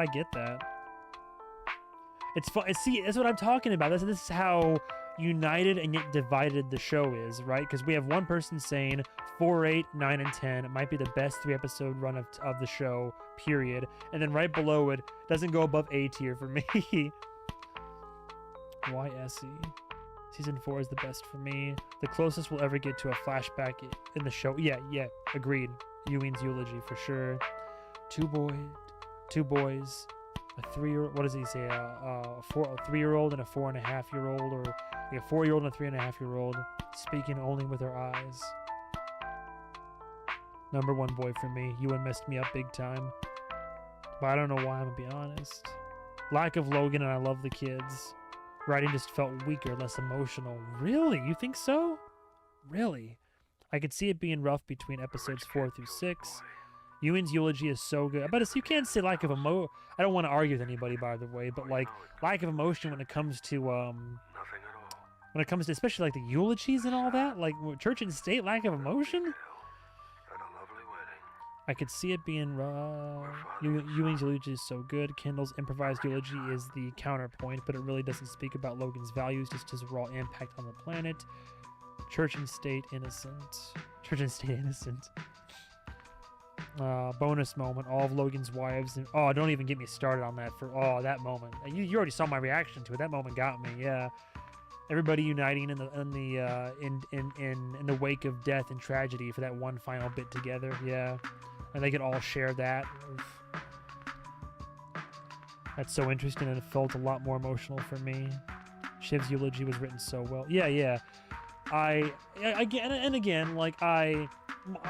don't think any of our lists have to all match up identically. I think that there are some episodes that we all agree on, and I think that as we talk about each episode in its own right and kind of romanticize it more and more, that our influence will kind of be swayed one way or the other. That's just my gut reaction. This is my personal opinion. I think Church and State is a phenomenal episode, but I still it's so hard to beat 3-9 for me. And I thought 2-10 was going to be the winner by far. 2-10 is up there. And again, don't get me wrong, these are all number one boys for sure. And these are all great episodes of television, but if I gun to my head, if I had to choose, right? He couldn't fit a whole woman in his head. Accurate. Well, no, because Even when Logan was dead, his presence wasn't absent from the narrative. The second half of the season was basically haunted by the ghost of him. Oh, agreed. I'm gonna be real. I didn't like Shiv's eulogy. It kind of felt like she was jealous. Kendall had a moment. She tried her best. See, that's what I'm talking about. See, there's the discourse there. I love that this show always has that discourse. Not everybody who watches Succession will all stand on a united front. You know. This is why we have these conversations. I can't wait to see what the comments in the video are too. I feel like I'm going to break up the live video. I'm going to have to break up the live video. We're at 8, 9, 10, 11, 12. We're about 4 hours in. Jesus. I don't know how many views this will get, but I didn't realize I'd be talking this long. It's almost midnight here. But we are at the end with open eyes. Kendall scrambles to secure board votes to block the Gojo deal. He and Shiv visit Carolina's estate in Barbados, where Roman is recovering from his wounds. Mattson interviews Tom and offers him the CEO position, believing he will be more obedient than Shiv, and also a pain sponge in general. Greg tips off the siblings that Shiv will not be Mattson's CEO. The siblings then agree to let Kendall take over, forming a voting bloc. Upon their return to New York, Shiv learns Tom has been chosen as CEO. The siblings race to sway the board. The board comes to a 6v6 tie over selling the Gojo, with only Shiv's vote left. Shiv, however, has second thoughts about Kendall's competence and votes in favor of the deal despite Kendall's protests. Tom is appointed CEO with Shiv by his side. Roman accepts that he and his siblings were never worthy successors. A devastated Kendall contemplates his future. I give myself chills just reading that. Jesus. It is the most tragic and yet fitting end for the show. For those that didn't see me mention it earlier, there's a video.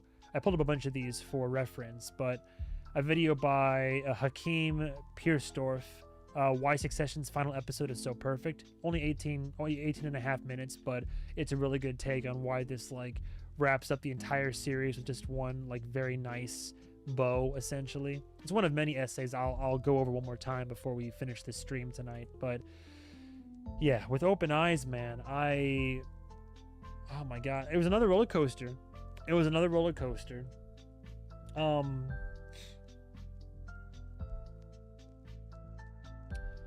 Jeez. Damn. Personally, do I love the episode? I don't love it, but do I? I mean, I love how it works. It's so fitting. It's the perfect end to a full tragedy. The question is, do I put this before or after the 210 finale, right? It's number one boy territory.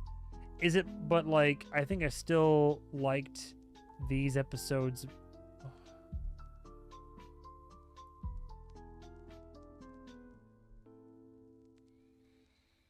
Oh, this is so challenging. Let me close out this. I'm not gonna reference that again. One of the comments. Fun fact: Sally Ann is played. Oh yeah, Sally Ann's played by Brian Cox's real wife. Yeah. Sally Ann was my carry, so to speak. Yeah, the wives all. It's like at least he won't grind his teeth tonight. It's because Logan's oppressive presence was gone. They didn't feel like they had to hold a grudge. She was method acting for real. When Kendall goes back on whether the waiter actually died because of him, that oh yeah. Again, it's another. Again, it's the perfect encapsulation. There's another video essay I brought up earlier, where it's what. So the essay is called "What Succession Is Really About" by One Take.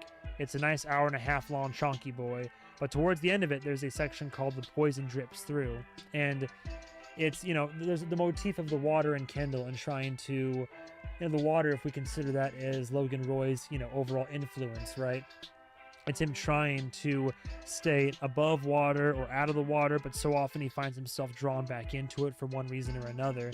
And even though he's out of the water, is he though? Even though he's out of the water, is he really out of the water? Because then he starts, ever since honeymoon states, he starts making moves that Logan would make. And by the time that we get to the end, what happens? But yeah, like for him to go back on something like that, I think for the same reasons that I would put 410 under 309 is that emotional moment was genuine and that kept held on to up until the very end of season 3. And that one, for him to go back on that, just it destroys me in a good way, like you said. But God.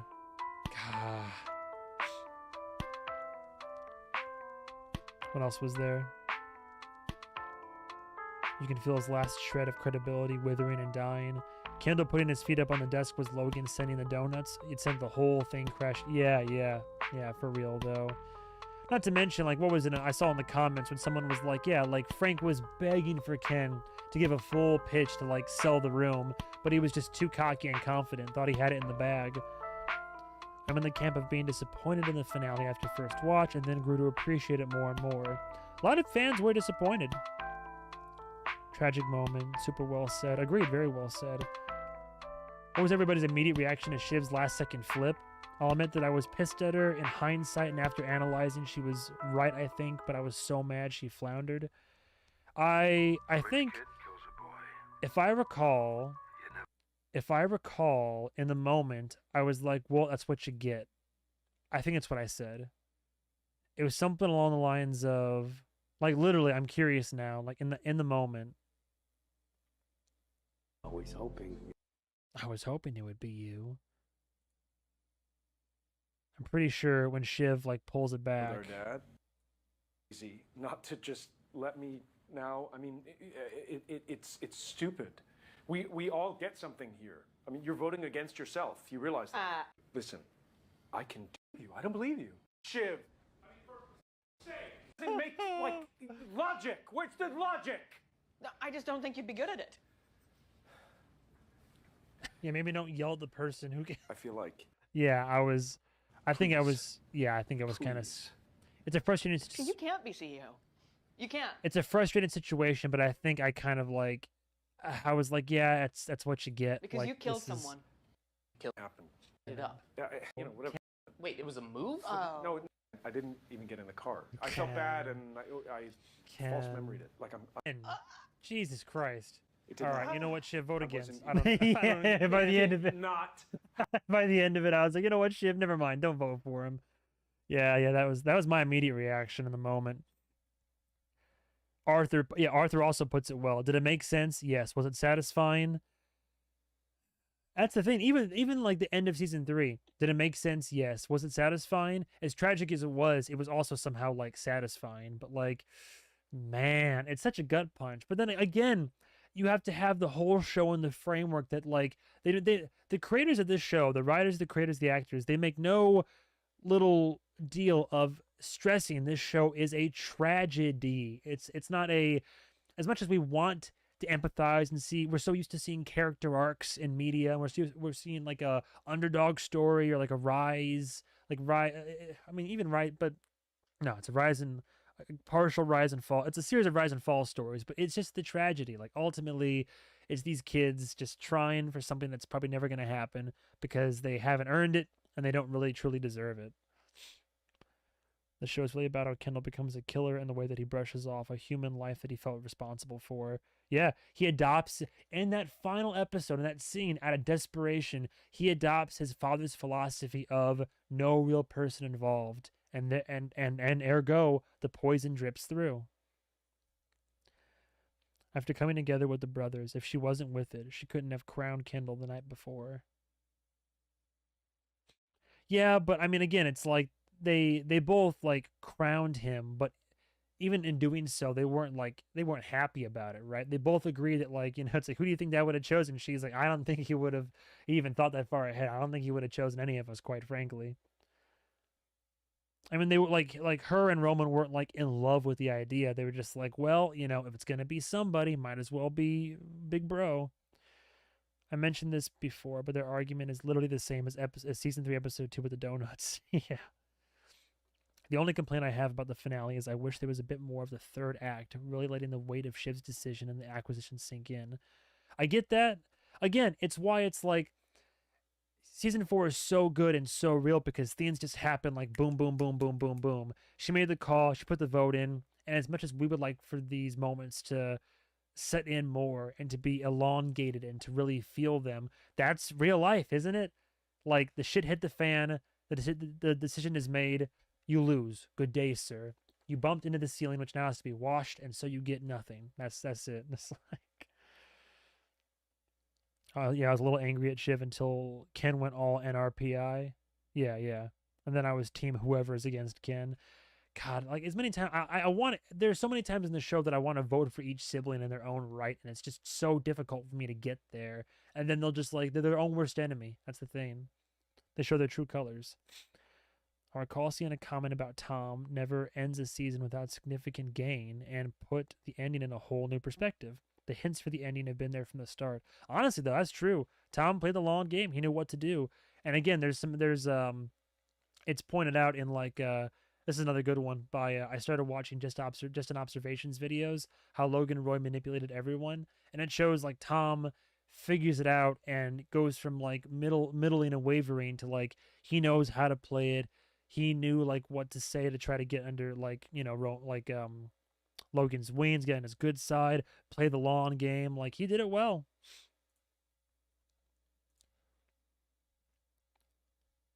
There was a video essay talking about how the ending is a parallel to No Exit, and it really makes Shiv's decisions make more poetic sense. Jeremy Strallen still thinks Kendall will kill himself post episode 10. Possibly. I know in the moment that, like, the actor said, like, he did make the jump. Like, he had, there was a take where he went for it, but they thought it was a little bit too melodramatic. So I like the ambiguity of it. I don't know. I think that Ken's been at bottom. I feel like Ken's almost been at, like, more bottom barrels before. Like, in the show's past, I feel like season 1 episode, I feel like the finale for season 1 might even be, like, worse, right? Like, considering the fact that he was like tangentially responsible for a death, and then that all happens, and then, like, being bested by his dad, and then like having already relapsed and all that. This one, he's sober, and yeah, he lost the chance to be CEO that he thought was his birthright, and he'll probably never have it. But I think there's still a way forward from that point. There's still going to be, money, influence, his own version of power and fame and everything. Like, I don't think it's bottom barrel. I think it's a tragic ending, but I think that he could pick himself up and move forward. I feel, possibly. I want to see that cut. So yes, I don't know how that cut would work. Tom with the agricultural drip. Need that Succession DVD set where they show deleted scenes and bloopers. A Blu-ray's coming out. Unfortunately not 4K, because they don't have enough confidence people would buy, like, they would make enough money from it. But there's a Blu-ray coming out in about I think like a month or so, maybe. I think it's like $90 for all the seasons. But yeah, there's a physical release. You can pre-order it on Amazon right now. Watching Colin doomed to watch over Kendall for the rest of his life, a guy he literally covered up a manslaughter for, super haunting. Oh yeah, like the only other person in the world besides his siblings who know about it, and it's just, like, right there in the background.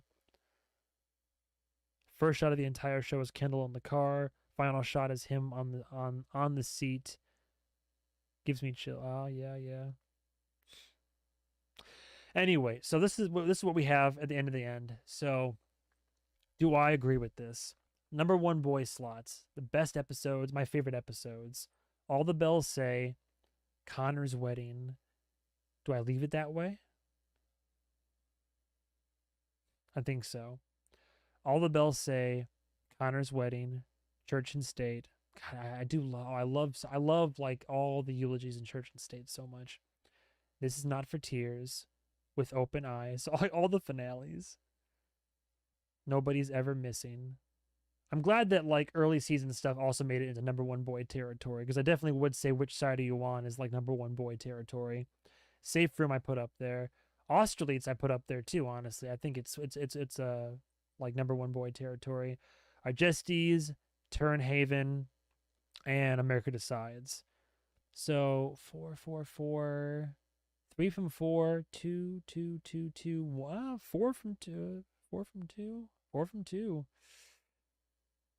Still S tier. I have Shantyshire, Too Much Birthday, Retired Janitors of Idaho, The Munsters, Rehearsal, Dundee, L to the O, G, DC, Tailgate Party, Kill List, and Honeymoon States.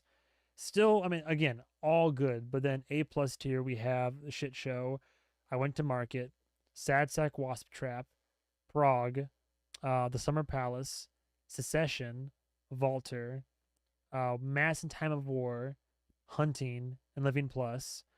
Good stuff. We still have Return. We have The Disruption. We have Nuptials and What It Takes. And then under good, obviously good TV, but where else am I going to put it? I have Lion in the Meadow, Lifeboats, and the premiere celebration. I think that's where I am right now. Kendall finally becomes his father, his absolute nightmare scenario, and for what? Great ending. Do you guys think the Secession showrunner Jesse Armstrong is going to do something this good ever again? I think so. I mean, they say that lightning doesn't strike twice, but at the same time, I think that when you have people, I mean, this was a collaboration of many different talents, but I think if you have someone this talented behind the wheel, I mean, that talent doesn't just go away. Now, maybe they peak. Maybe Succession is like his magnum opus, but I have confidence. How is the episode list stacking up to the original season tier list? Well, funny enough, honestly, it looks like, well, actually, wait,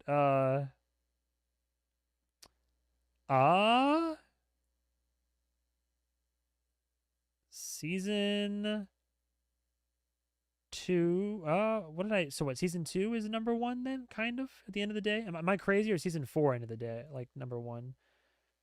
4, 4, 4, 4, 4. But then also 2, 2, 2. Damn, dude, what did I like more, 2 or 4? I think I like 2 more still. I think those are both very, very good, but 2 is my number 1 boy, only because, for the reason I stated earlier, is that as good as season 4 is, and it's very, very, very good television, season 2's arc and arcs, they have a little bit more time to breathe, right? And I think I like the finale of 2 more than I like the finale of 4. Even though 4 has killer episodes, don't get me wrong. But then 3 and 1, between 3 and 1, oh damn. 1, 1, 1, 1, 1, 3, 3. Ooh, you know what? But 3 also, does 3 have any? 3 has the best finale. This is a hard thing. Yes, I only have 1 episode from 3 in number 1 boy, but it's the it's the number 1 boy. It's the best. But then 3, 3, 3, 3. Like, there's so many 3s leading down the list. Like, I still think, yeah, you know what? I'm gonna watch the show again. If anything, I want to show my gal. Like, I don't know if she'll be about the show, but any chance that I get to rewatch the show in its entirety, I will take. And I'll be curious if things change. But as of right now, I think that my personal ranking is season 2 is the best, followed very closely by 4, 3, and 1, I think. What are the comments saying? Hopefully, but I understand if he's burned out. Truly, he put a magnum opus, so he deserves a long break. Oh, for real, for real. I feel like any season 2 episode should be above 4-6. Really? Where did I put 4-6 again?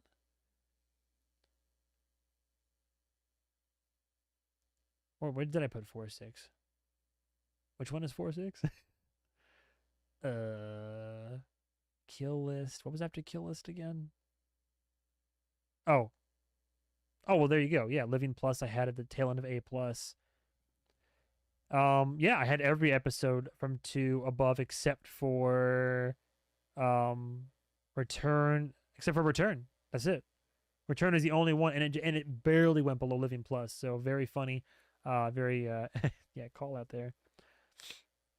I think he can. His previous shows are all really good, but this was just the first time he did a drama show instead of comedy. Shaping up to be 4-2-1-3? I think so. Peep show is funny, but does not have the mainstream appeal of Succession. Dramedy is just peak TV genre. It spans the whole gambit of human emotion. I watched Veep and the Insta. I keep hearing good things about Veep. I've never watched Veep, but anytime somebody mentions it, they say good things. People said Veep is happening right now in the real world. Must have fallen off the coconut tree. Only thing bringing one down is the pilot and 1-3.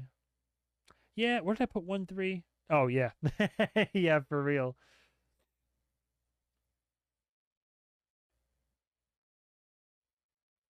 Oh, agreed. That's perfectly. That puts it perfectly as well. His social commentary shines through when the subject matter is bleak, but the characters are hilarious. Oh yeah, it's all very dark comedy. Okay, I think that's like. Can I save this?